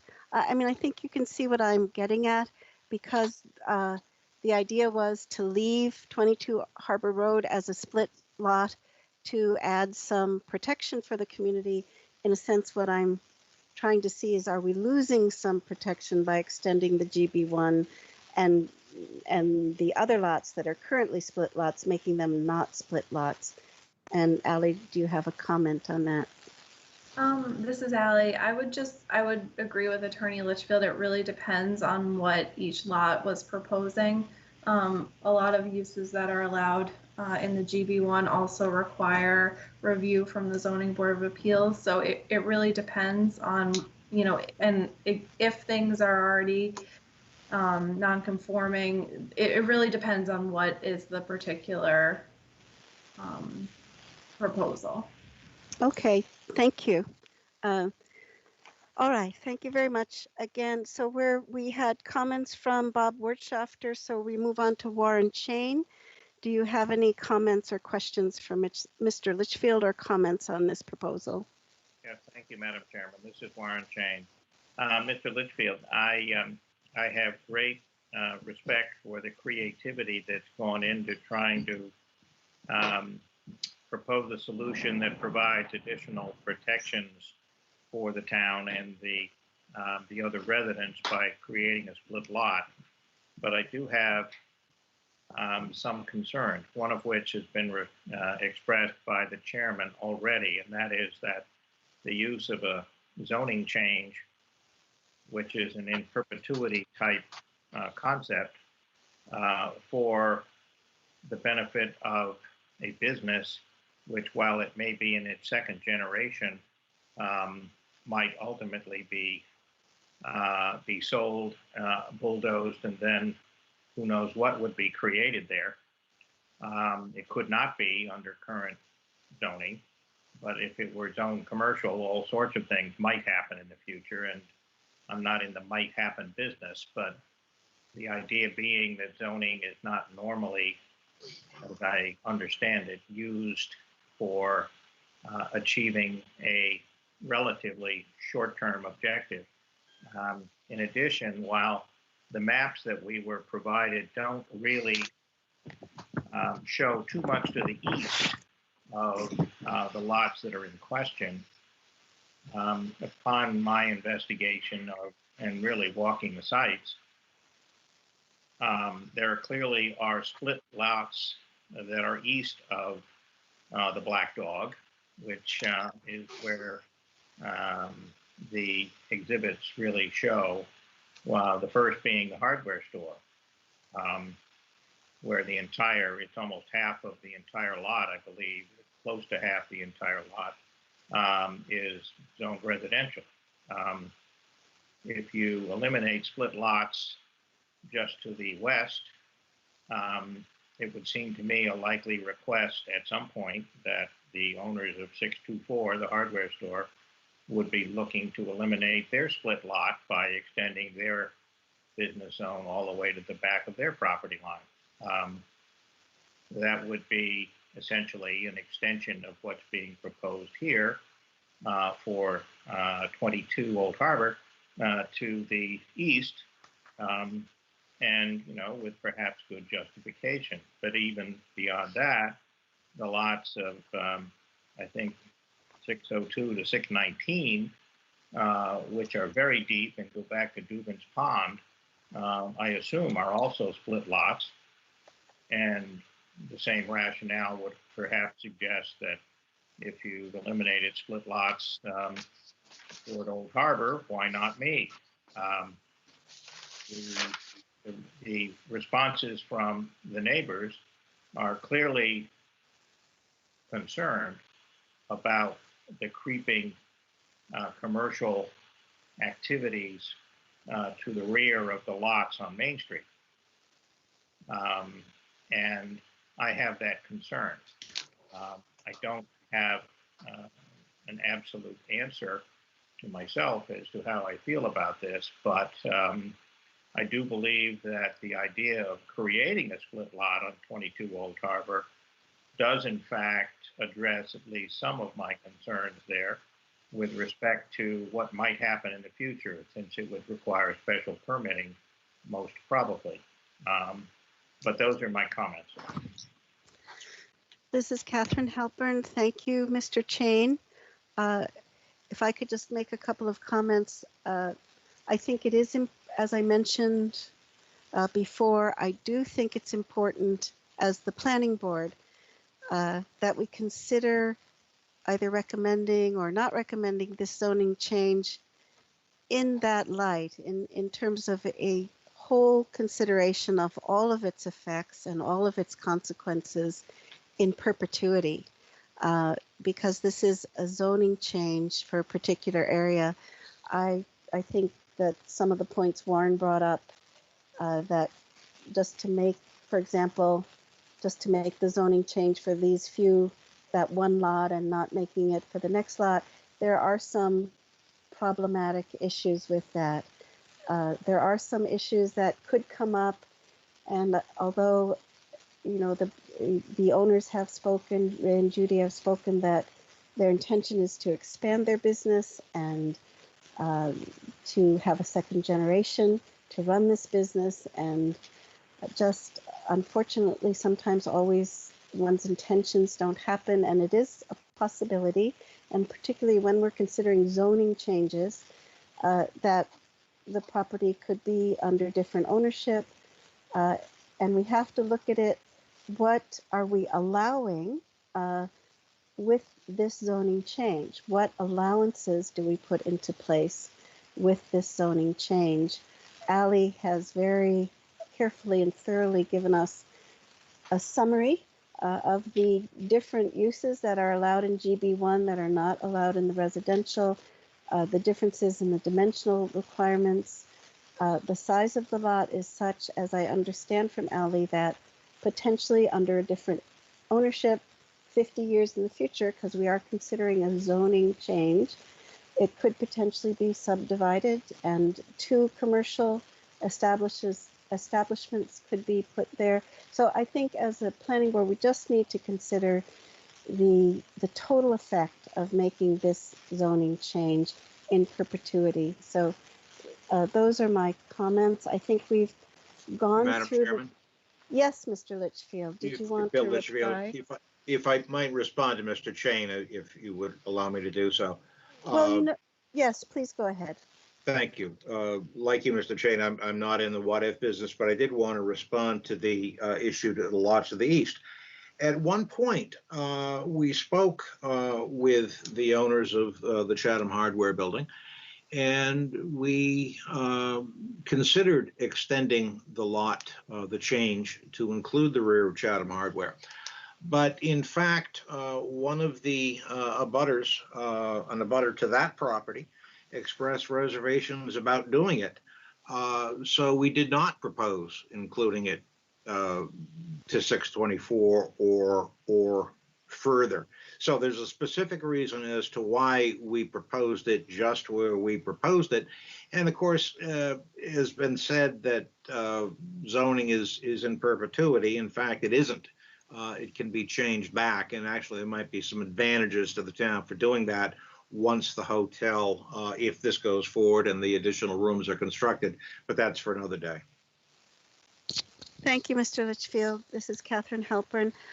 So let's move on to the next step in our public hearing procedures, which is to hear public statements in favor of the application. So I will ask if there's any member of the public connected to the call or connected by computer who would like to speak in favor of this application. If you would just begin speaking, and then I will recognize you. You will need to say your name. And if you're connected by phone, please add the last 4 digits of your phone number.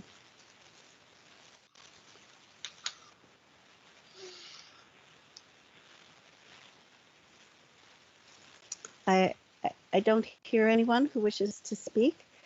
So then we The chairman reads the correspondence. Ally is going to very kindly help us with this and show the letters on the screen. I believe we have 4 letters that need to be read into the record. So Ally, if you could please go ahead. Yep, my computer is just taking a few seconds to upload. Thank you, that's all right. Okay. So this is to the Chatham Planning Board. Attention Ally Sabatino and Michelle Clark. I'm subject 22 Old Harbor Road extension of GB1 zone. I am writing to object to the proposed extension of the GB1 zone and proposed plan for 22 Old Harbor Road to add a building and 10 additional parking spaces. My concerns are as follows. Noise.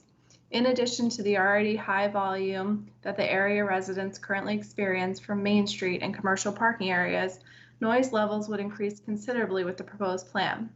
Lighting. Additional lighting of the property would be a disturbance as my property line is within 150 feet of 22 Old Harbor Road. Green space. Removal of green space for commercial use would impact the ability to maintain a cohesive residential area and also affect the charm of Chatham. Traffic. Potential for increased traffic in the local neighborhood from commercial activities brings safety concerns for residents and their families. Please take these pertinent concerns into consideration. Your attention to this matter is greatly appreciated. Sincerely, Ave and Suzanne, Battikha. Sorry, I'm terrible at reading names.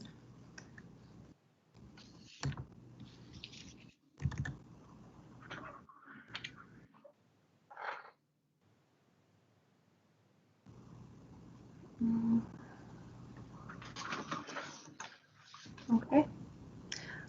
This came in this morning. It says, Dear ZBA, we are opposed to the zoning bylaw change under consideration to greatly expand the Old Harbor Inn. This adds more density into the residential area surrounding the Dugan's Pond Nature Preserve area. This neighborhood has already suffered from many new and expanded buildings built or being built along Seaview Street. I've lived at 113 Seaview Street for 31 years and don't want any encroachment into what is left of some nature in our neighborhood. We can see the wooded area of Dugan Pond from our backyard and enjoy the various animals that pass through our property as they go to and from this wildlife area. Sincerely, Steve and Hannah Carlson, 113 Seaview Street, and their phone number.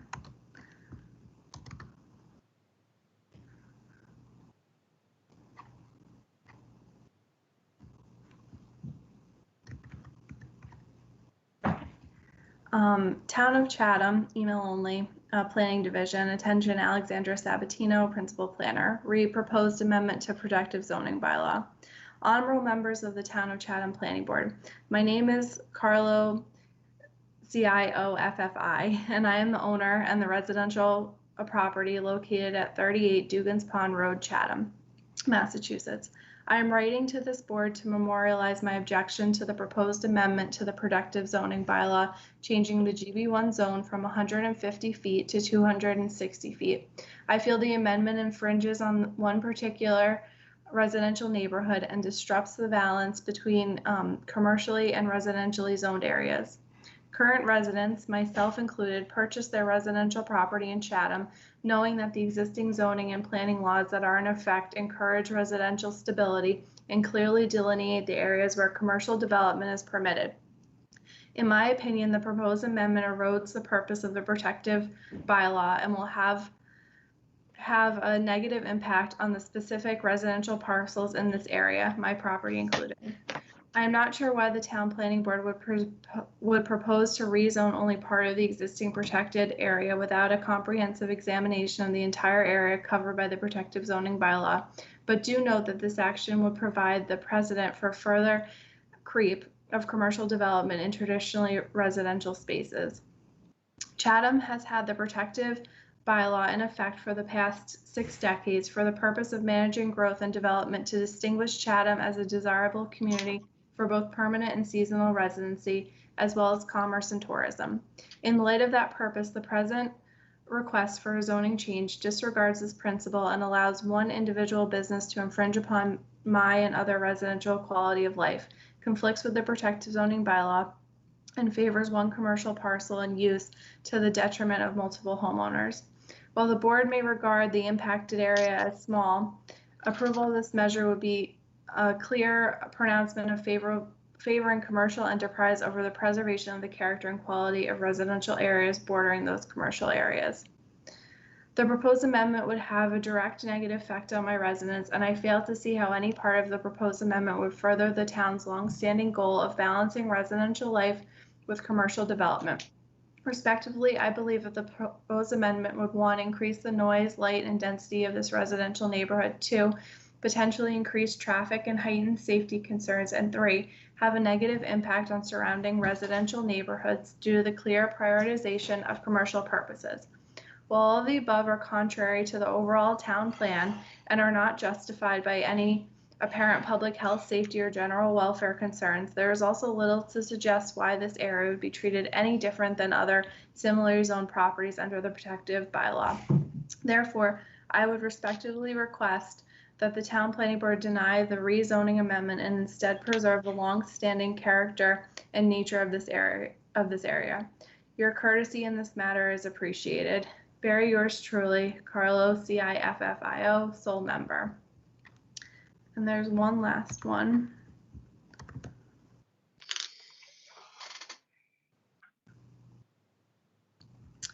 Okay. Dear Ally, this letter is to make our thoughts known regarding the proposed zoning change for the property at 22 Old Harbor Road belonging to the Old Harbor Inn. We are very strongly opposed to the zoning change. This has always been a residential area. We have been property owners and have lived here since 1972. From where we sit, we already hear the commercial noise made by guests at the Old Harbor Inn. The noise carries in echoes from the inn and the parking in back already. We can hear individual conversations, sometimes pretty late at night when all is quiet everywhere else.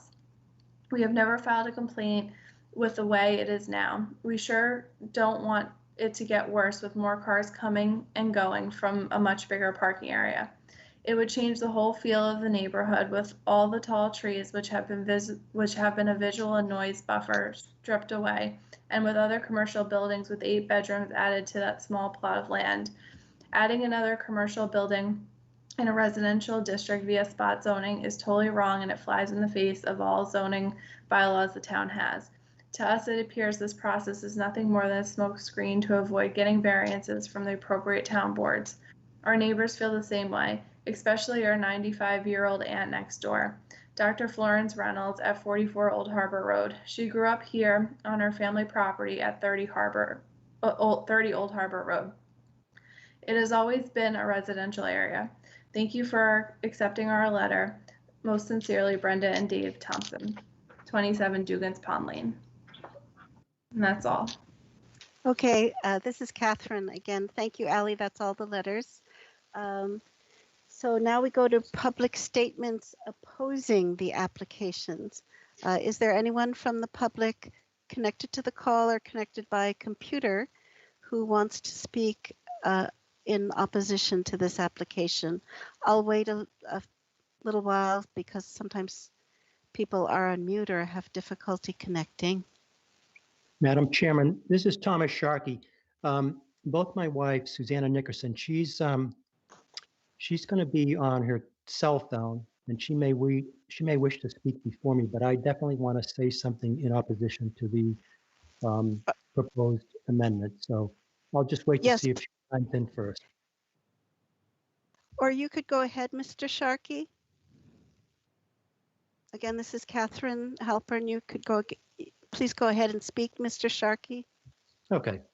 So my wife, Susanna Nickerson, and I own the property at 606 Main Street. It's kind of a large property that goes back towards all the way to Dugan's Pond.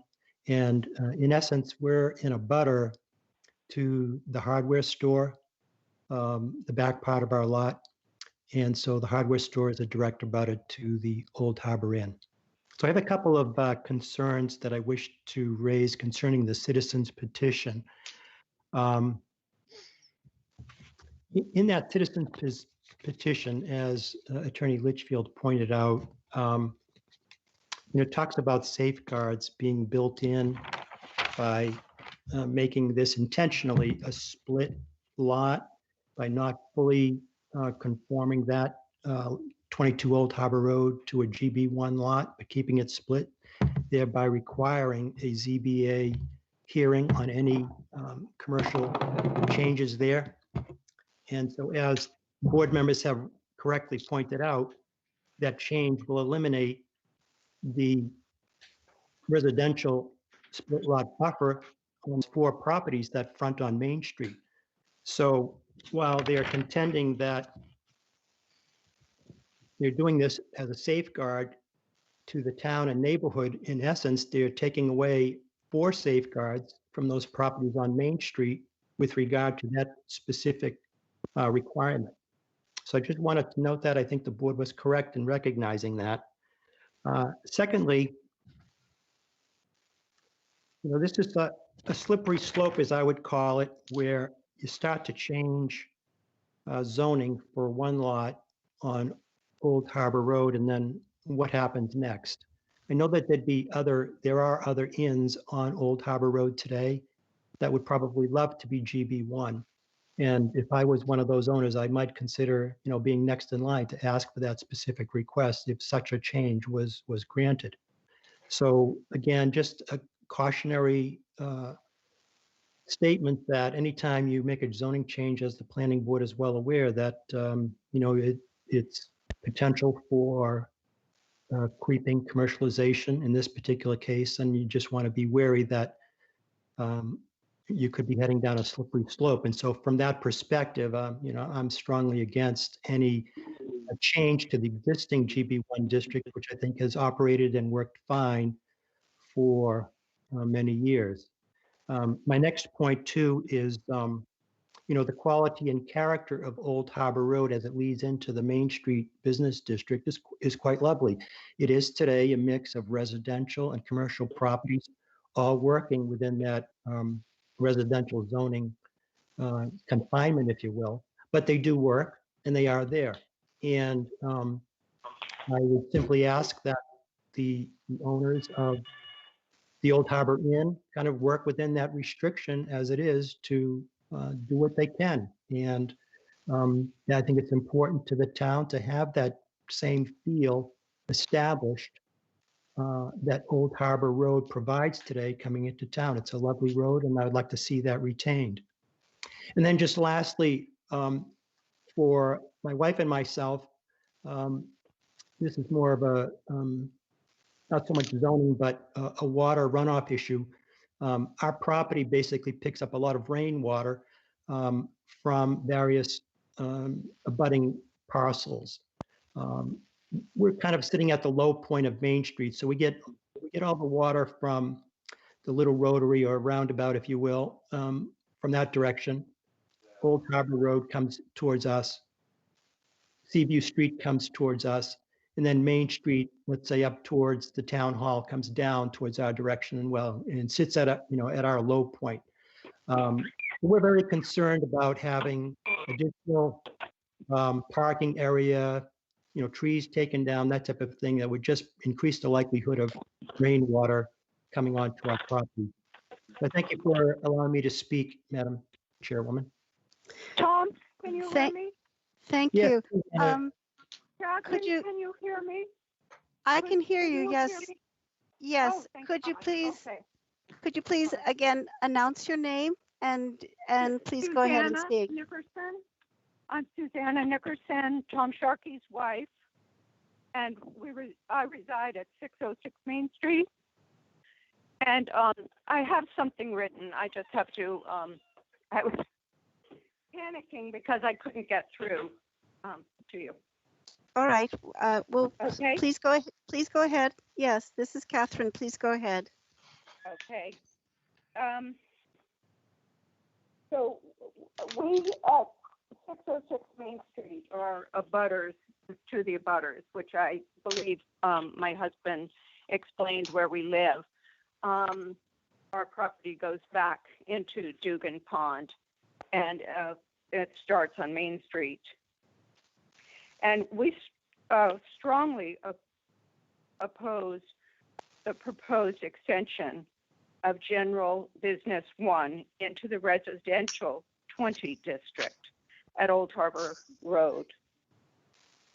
One of the last times Chatham made a spot zoning change at town meeting was to allow the village market and CVS to be constructed.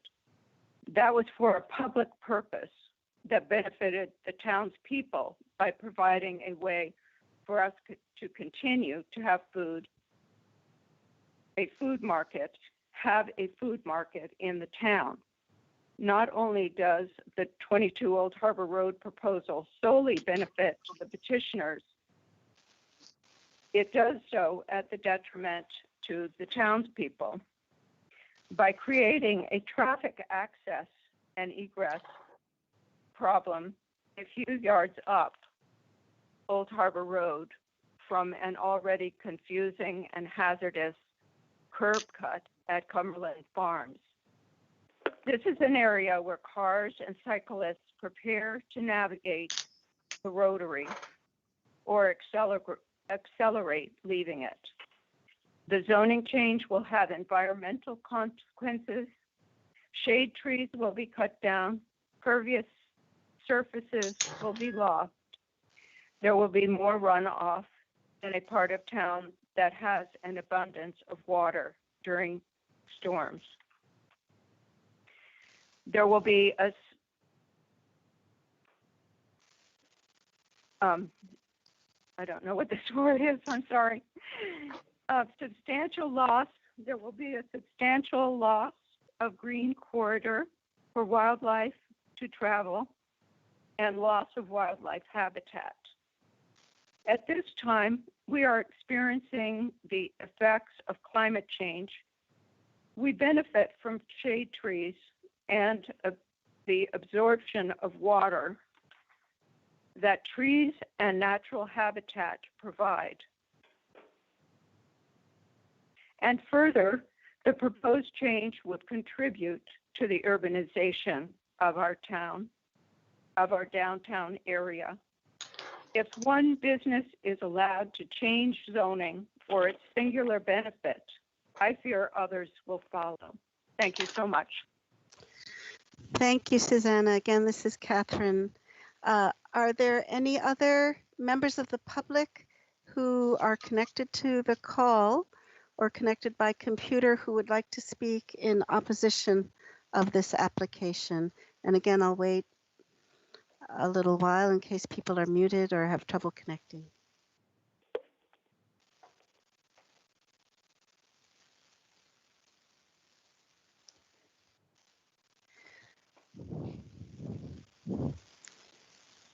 This is Catherine again. I'm not hearing anyone. So that being done, we can allow the applicant rebuttal. Mr. Litchfield or the Brazos, would you like to speak? Any rebuttal? Would you like to give any rebuttal to some of the statements in opposition? Thank you, Madam Chairman. Bill Litchfield, if I could, and Ray and Judy may want to add some things. I'll try to be relatively brief. In terms of noise, of course, the Brazos live there too. They are not aware of noise complaints. They're certainly not aware of any noise complaints that have not been answered. There was a comment about lighting. There'd be minimal lighting. It'll be downward facing as is required. That which they have now is operated by sensors and is only on when there is the minimal traffic. As to green space, there would be removal of no public shade trees. That's a specific meaning under our bylaw. We would be retaining a residential buffer zone.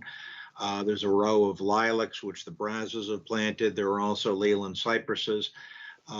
As to runoff, all runoff, as you know, under our bylaw has necessarily to be retained, excuse me, on site.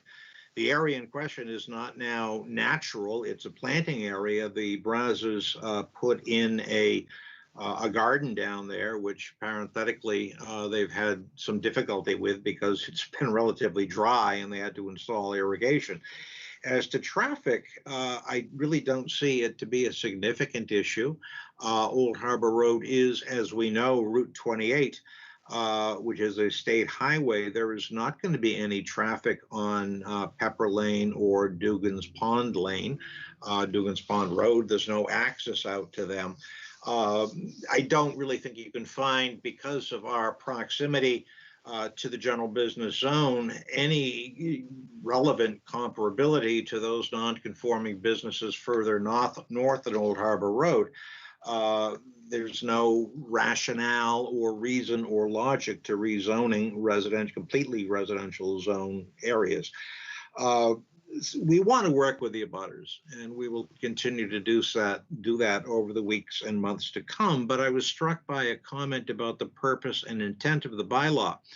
As you know, the purpose and intent of the bylaw is to encourage those qualities which distinguish Chatham for year-round and seasonal residency, commerce, tourism, and recreation, including preservation for the citizens of their right to their customary means of earning a living.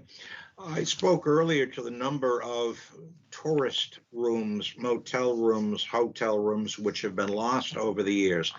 The Brazos want to continue to make a living for themselves and their family. And in fact, under our bylaw, rightly or wrongly, but under the bylaw which you are charged with enforcing and with which we all live, encouraging commerce and specifically tourism is a stated intent of our bylaw.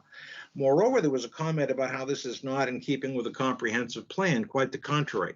This is precisely in keeping with the comprehensive plan. Many of the aspects of the comprehensive plan talk about decreasing reliance on the automobile and encouraging growth and development of neighborhood centers which can walk to shops, businesses, restaurants once they reopen. This is another reason why this is a prime and appropriate location for walking to downtown Chatham. We understand there are neighborhood concerns. Somebody said that we might have a wetland issue. We apparently don't, and in fact, we're 325 feet back from Dugan's Pond. If we have to go to the Conservation Commission for any ostensible issues, but absolutely we will. So I understand the neighbors' points. I think there may be some misunderstanding of what's proposed. Nobody's talking about 8 rooms. Nobody's talking about increasing traffic on Dugan's Pond Road or otherwise. I can, however, think you can find this proposal to be completely consistent with the stated purpose and intent of our bylaw. And again, I don't know, Madam Chairman, whether Ray or Judy want to add anything to that. Ray or Judy, did you want to speak in rebuttal to Madam some Chair? of the statements? Yes, I hear Ray Madam Chair? Braz. Yes, please introduce yourself, Thank Ray. you. We didn't receive the copies of these letters until today. In the 24 years we've been here, we've never spoken to any of these fine folks, okay? To answer one of Mr. Dubus's questions was that there were no immediate abutters on the citizens petition. Actually, we had a number of immediate abutters, particularly our neighbors to the north, our neighbors across the streets,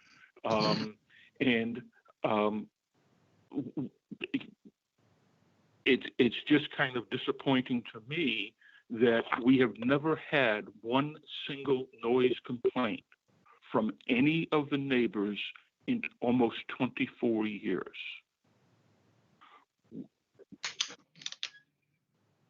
We haven't had a complaint.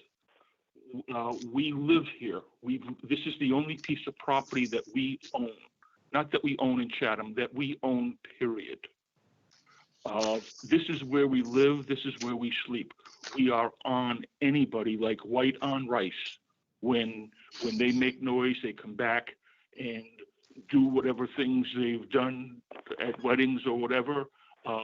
We squash it immediately. We know that we've lost repeat guests because of that, but that's the type of place we run. I would agree with Mr. Litchfield 100%. the folks, and we will work with the neighbors. We will talk to them and we'll see what concerns them and assuage their concerns. There's a lot of good folks in town that have spent a lot of time on Chatham 365. Well, I think our application and our business and what we're trying to do is a poster child for Chatham 365. We're not going to run rampant over the countryside. This is not rampant development of, a build and flip proposition. We're hoping our granddaughters run this someday. Please consider all these things. We've run a quiet, good business, lighting, all of those things. We will mitigate whatever has to be done. And as far as trees coming down, one of my majors in college was biology. I have more of an appreciation for the environment, and we get numbers of many compliments on our gardens and our koi ponds out back. There will be maybe 4 or 5 trees taken down. There will be the line of Leland cypress that Tom, our neighbor to the north, planted. There will be a line of lilacs there on the southerly side of the property, facing closest to Main Street. There is a row of trees there that will stay, and there is a row of forsythia that is growing in very nicely that will stay. So noise, light, and all of those things will be mitigated even more. I would ask for your support in this petition. Okay, this is Catherine Halpin again. Thank you, Ray. Any other comments in rebuttal of the statements in opposition? And again, anyone not speaking, if you could mute your phones or mute your computer. Madam Chairman, Bill Litchfield. Yes, please go ahead, Mr. Litchfield. Just a very brief point.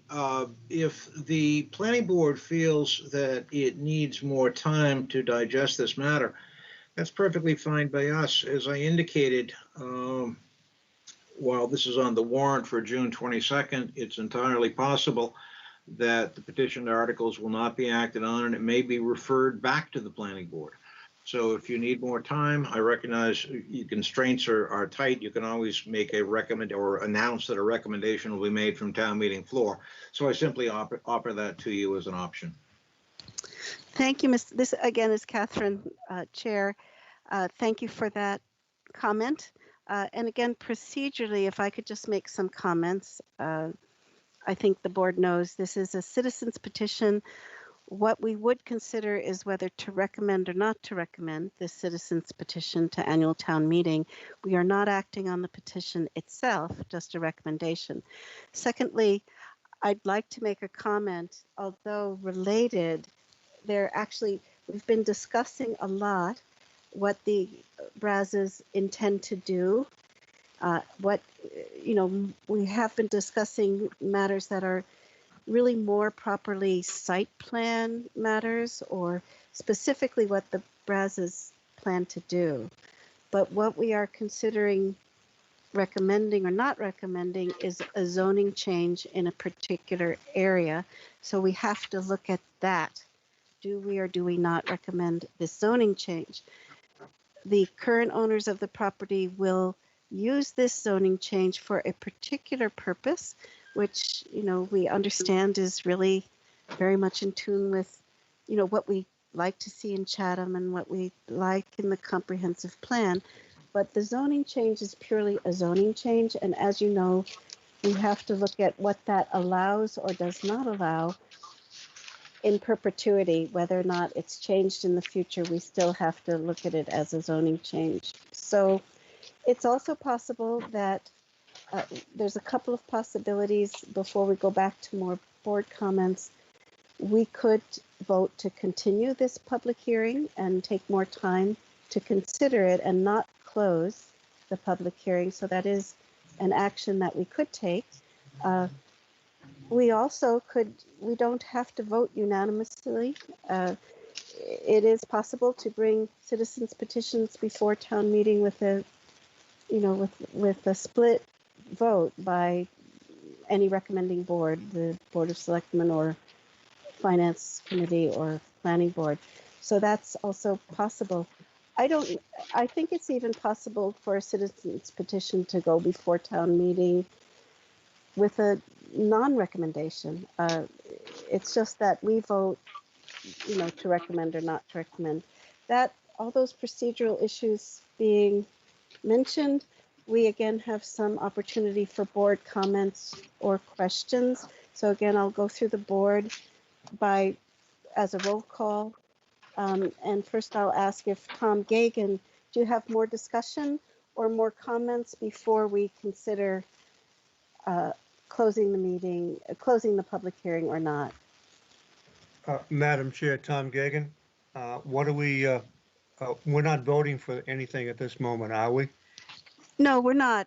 We're not even voting yet whether to close the public hearing or not and enter formal deliberations. We just have another opportunity for additional comments, questions, discussion from the planning board prior to closing or continuing the public hearing and prior to any formal deliberation. Madam Chairman, I defer to a more formal deliberation for any further comments that I may have. Tom Gagan. All right. And Art Sprue, any more comments before we consider closing the public hearing or continuing it or deliberating? Art Sprue, I guess my concern, and I think one of the other board members brought this up, is we're proposing to permanently change this to a GB1 zone.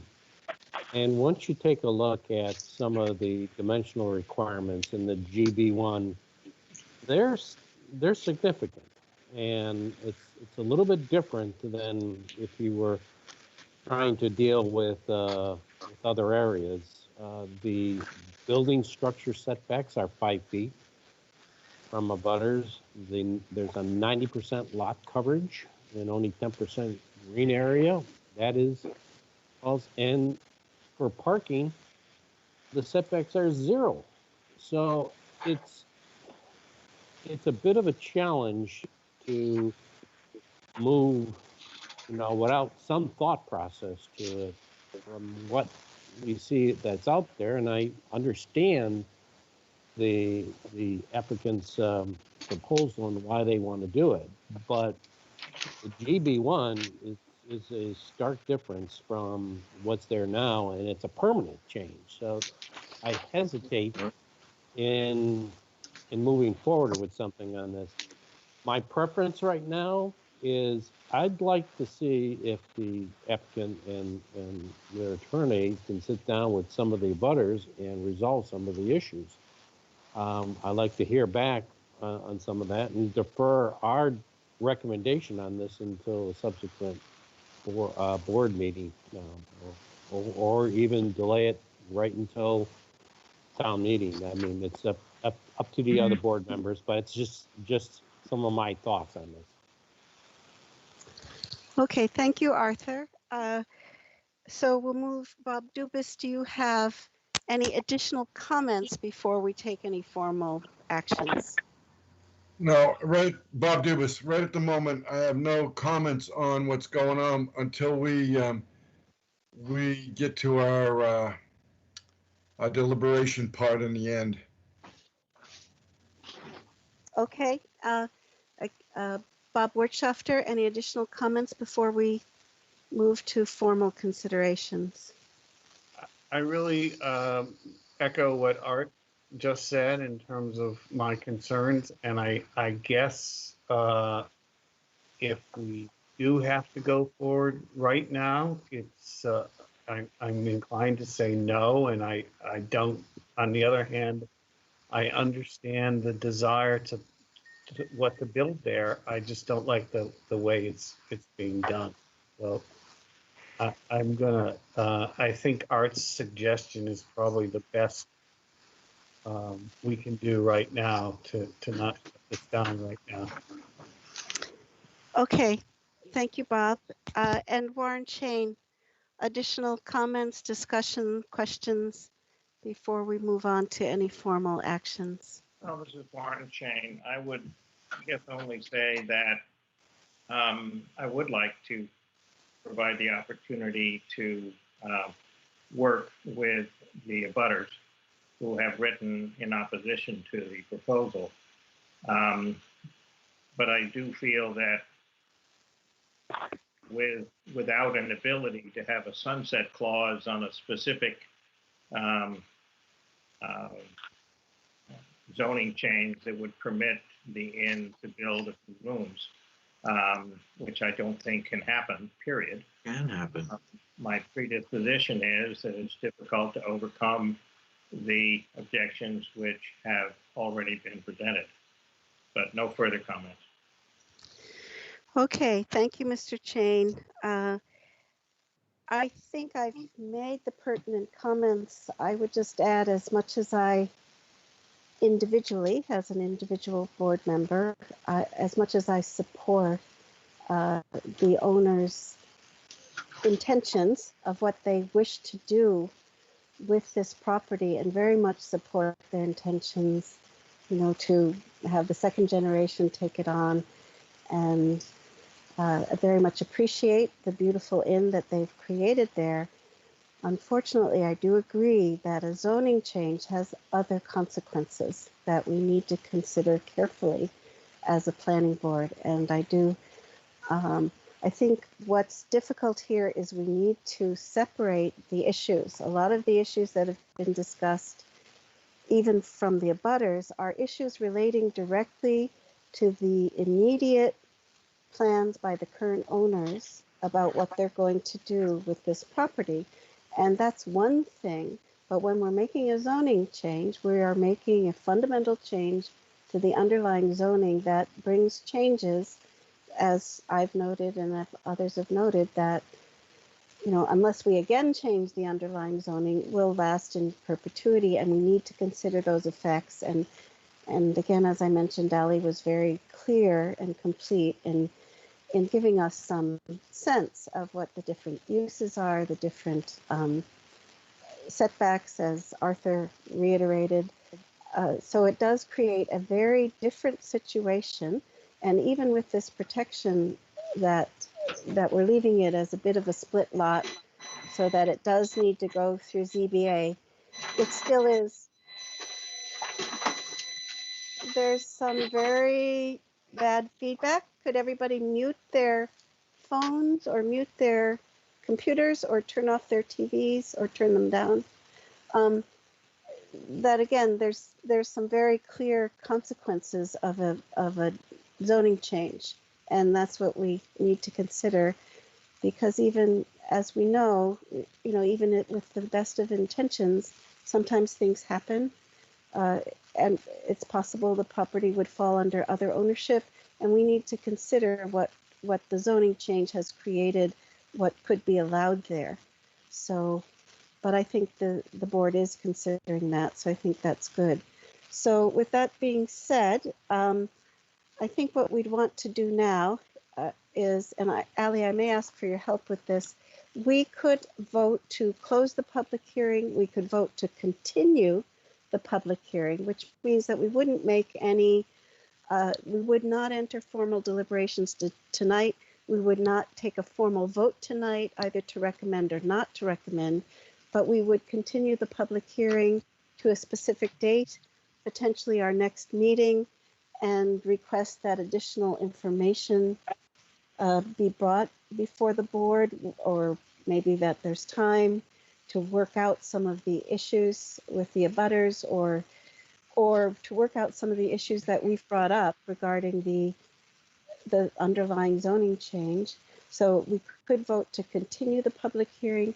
If we vote to close the public hearing, we would enter formal deliberations, and then we would want to take a formal vote after deliberations as to whether we would recommend this citizens petition or not recommend. So maybe if I could get a sense of the board, just if you would prefer to continue the public hearing or close the public hearing.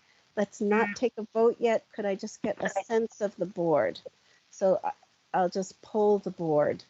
Tom Gagan, did you want to? Yes, Madam Chairman, I would vote to continue and not to close the public hearing.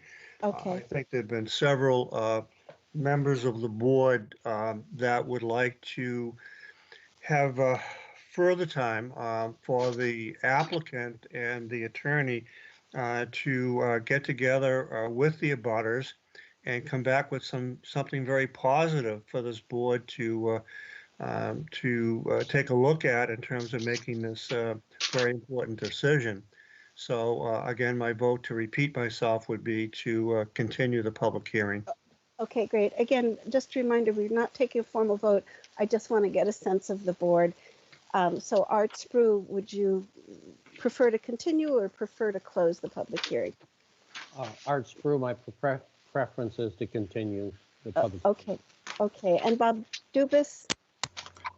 Bob Dubus, Madam Chairman, can I voice a couple of opinions? Yes, you certainly may. Okay, I would like to continue the hearing. What I would like to see is, I would like to see the neighbors and the applicant get together and work something out with some very, very restrictive means. If he, I know he wants to add on, if he had some sort of plan or sketch, it doesn't have to be a heavy duty plan, and provide some serious restrictions on that property if it were to become GB1 that could not be changed. I would be more inclined to think that would be a good thing, but the neighbors would have to approve of it also. Thank you. Oh, okay. Thank you, Mr. Dubus. And I'll just comment that maybe Mr. Litchfield can use his wonderful legal mind to see what we could do in that area. But just moving on, Bob Wirtschafter, again, I'm just asking to get a sense of the board. Would you prefer to continue the hearing, or do you think we're ready to close? I prefer to continue. Okay, and Warren Chain. This is Warren Chain. Well, in the event that it were possible to come up with severe restrictions on what could be done there, I would be in favor of continuing. But I've seen no reason to believe that that's feasible, and therefore I think I would not be in favor of continuing. Okay. All right. Thank you, Warren. This is Catherine again. So I think let's take a formal vote. And all we're voting on right now is whether we should continue the public hearing or whether we want to close the public hearing and enter formal deliberations. So may I have a motion to continue this public hearing? Yes, Mr. Arthur? I was actually wondering if you were going to have a motion, because I was. Yes. Well, I'll make that motion then. Catherine, this is Allie. I'm sorry. Yes, Allie. Yes. When you make the motion, our next meeting is June 8th. Yes. So thank you, Allie, for the reminder. So we should make the motion, and maybe Arthur, I'll ask you to make the motion again, to continue this public hearing until our next scheduled meeting, which is June 8th. Art Spru, I'll make that motion. Thank you. May I have a second to the motion? I'll second Bob Dubus.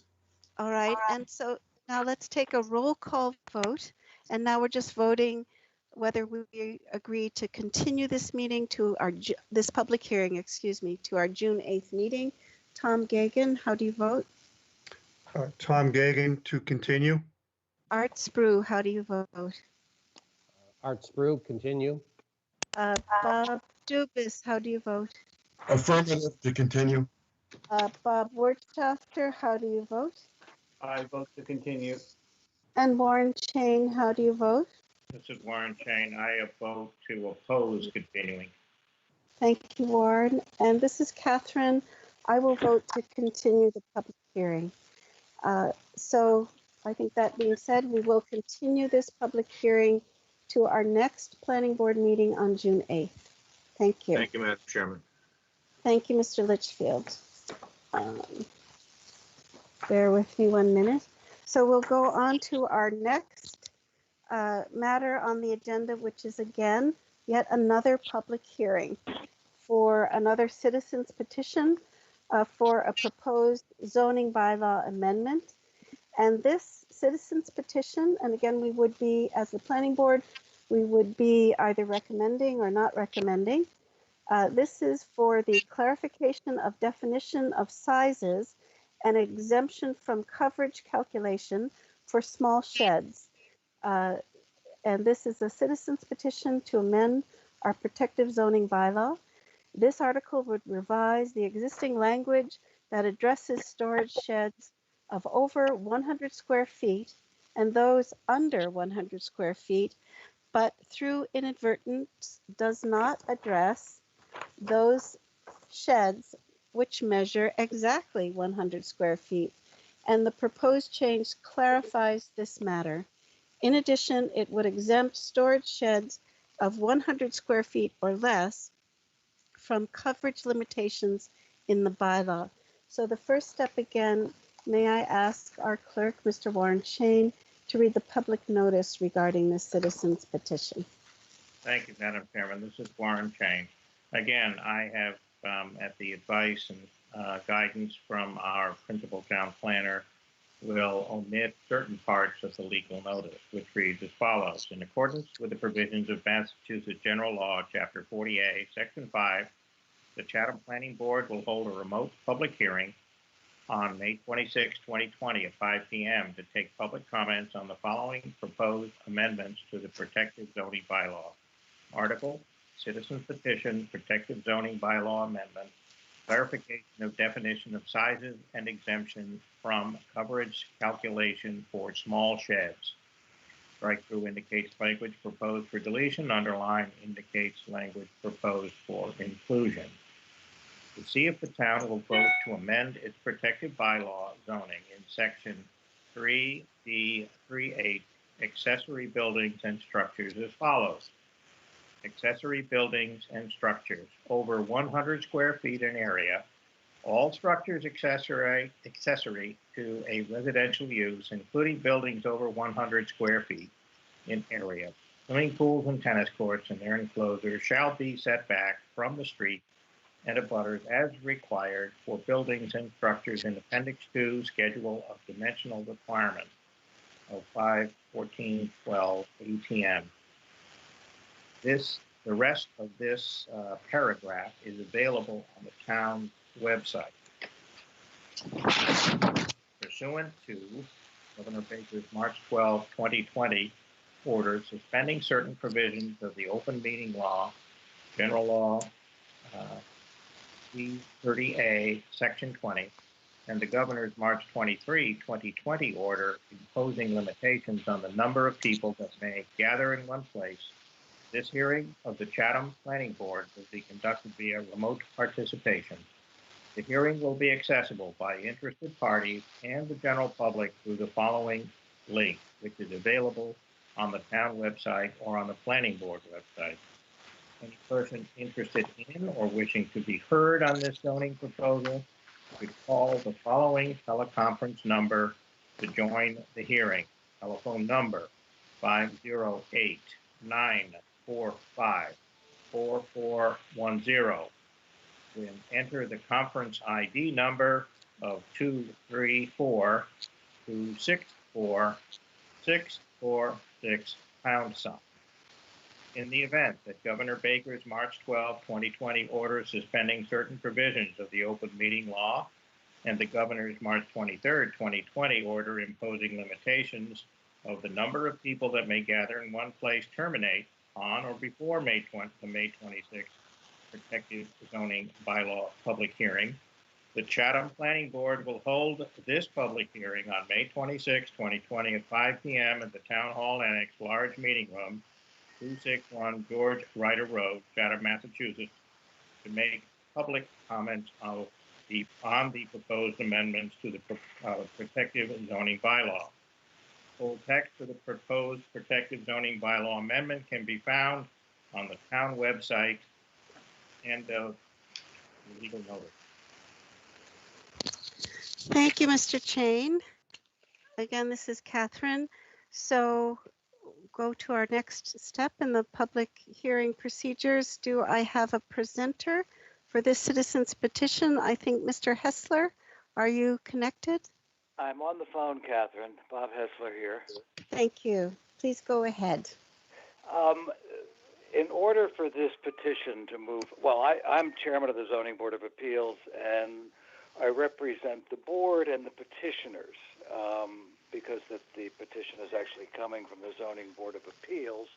And the reason for that is in the last year and a half, we have had 3 petitions for sheds that are exactly 100 square feet. And they're not covered by existing bylaws. And we had to turn the 3 of them down because they would have required a variance. And those 3 petitions did not meet the variance requirements, so they were denied. So a simple 100 square foot shed, that if it had been 1 foot bigger or 1 foot smaller, would have passed without any problem. So seeing that as a detriment to having sheds, we made this petition. But we are not moving forward with it at town meeting on June 22nd. Mr. Litchfield alluded to the possibility that it might not happen anyway, but we, as the petitioners, have made the decision that in light of the virus, we do not think it's appropriate that we tie up the meeting with something that can wait for a brighter day. So we will not be making the motion at the town meeting to move forward for a vote. If there were a way to not even have to get up before the meeting and not make a motion for a vote, we would have done it. But legally, since it's a petition from voters, we're obligated to go through the mechanics of doing that. So as far as I'm concerned, your job is easy because we're not moving forward. We're not doing it. End of story. Thank you, Mr. Hessler. This is Catherine. So if I could just check in with Ally, is it still something that the board should consider and potentially close the public hearing and either recommend or not recommend tonight? So Catherine, this is Ally. Yes. Regardless if the petition is going to go forward or not at town meeting, it is required of the planning board under Mass General Law to make a recommendation, positive or negative, or you can even say the planning board makes no recommendation, but we have to make something, do something. We have to hold a public hearing and we have to make some sort of a recommendation to town meeting under Mass General Law, regardless if it goes forward or not at town meeting, unfortunately. Okay, thank you, Ally, for that clarification. So then we go to board comments and questions. Again, I'll do this by roll call. Tom Gagan, any comments, questions, discussion? Madam Chairman, it's Tom Gagan. I believe this is strictly a housekeeping matter, and as such, I believe the decision of the planning board should be relatively easy to make. Thank you, Mr. Gagan. Art Sprue. Art Sprue, I concur with Tom's comments. Thank you. Bob Dubus. Bob Dubus, I can concur with Tom too. Okay, Bob Wertschafter. Not only do I concur, can we figure out how we can do this as quickly as possible? All right, we'll try. Warren Chain. This is Warren Chain. I too concur and hope we can find a way to shorten this process on this particular item. All right. And Catherine Halpern, I also agree with Tom Gagan's comments. It seems to be a housekeeping matter. I think I just need to run through all the steps of the public hearing, but we'll try to do it very quickly. Any public statements in favor of the application? And again, I'll wait, half a minute or so to see if someone's connected. And I do not believe that we have any correspondence to read regarding this. Is that correct, Ally? That is correct. All right. Any public statements opposing the application? Again, I'll wait a little bit to see if someone's connected. Thank you. And Mr. Hessler, I'm going to assume that you don't need to take any rebuttal since there were no statements in opposition. I don't. Thank you. And I will allow the board any more comments, but I'm going to assume that the board has no further comments based on your previous comments. So at this point, I will ask for a motion to close this public hearing so that the board can deliberate and take a formal vote. Bob Dubus makes a motion to close the hearing. Can I have a second, please? I'll work after second.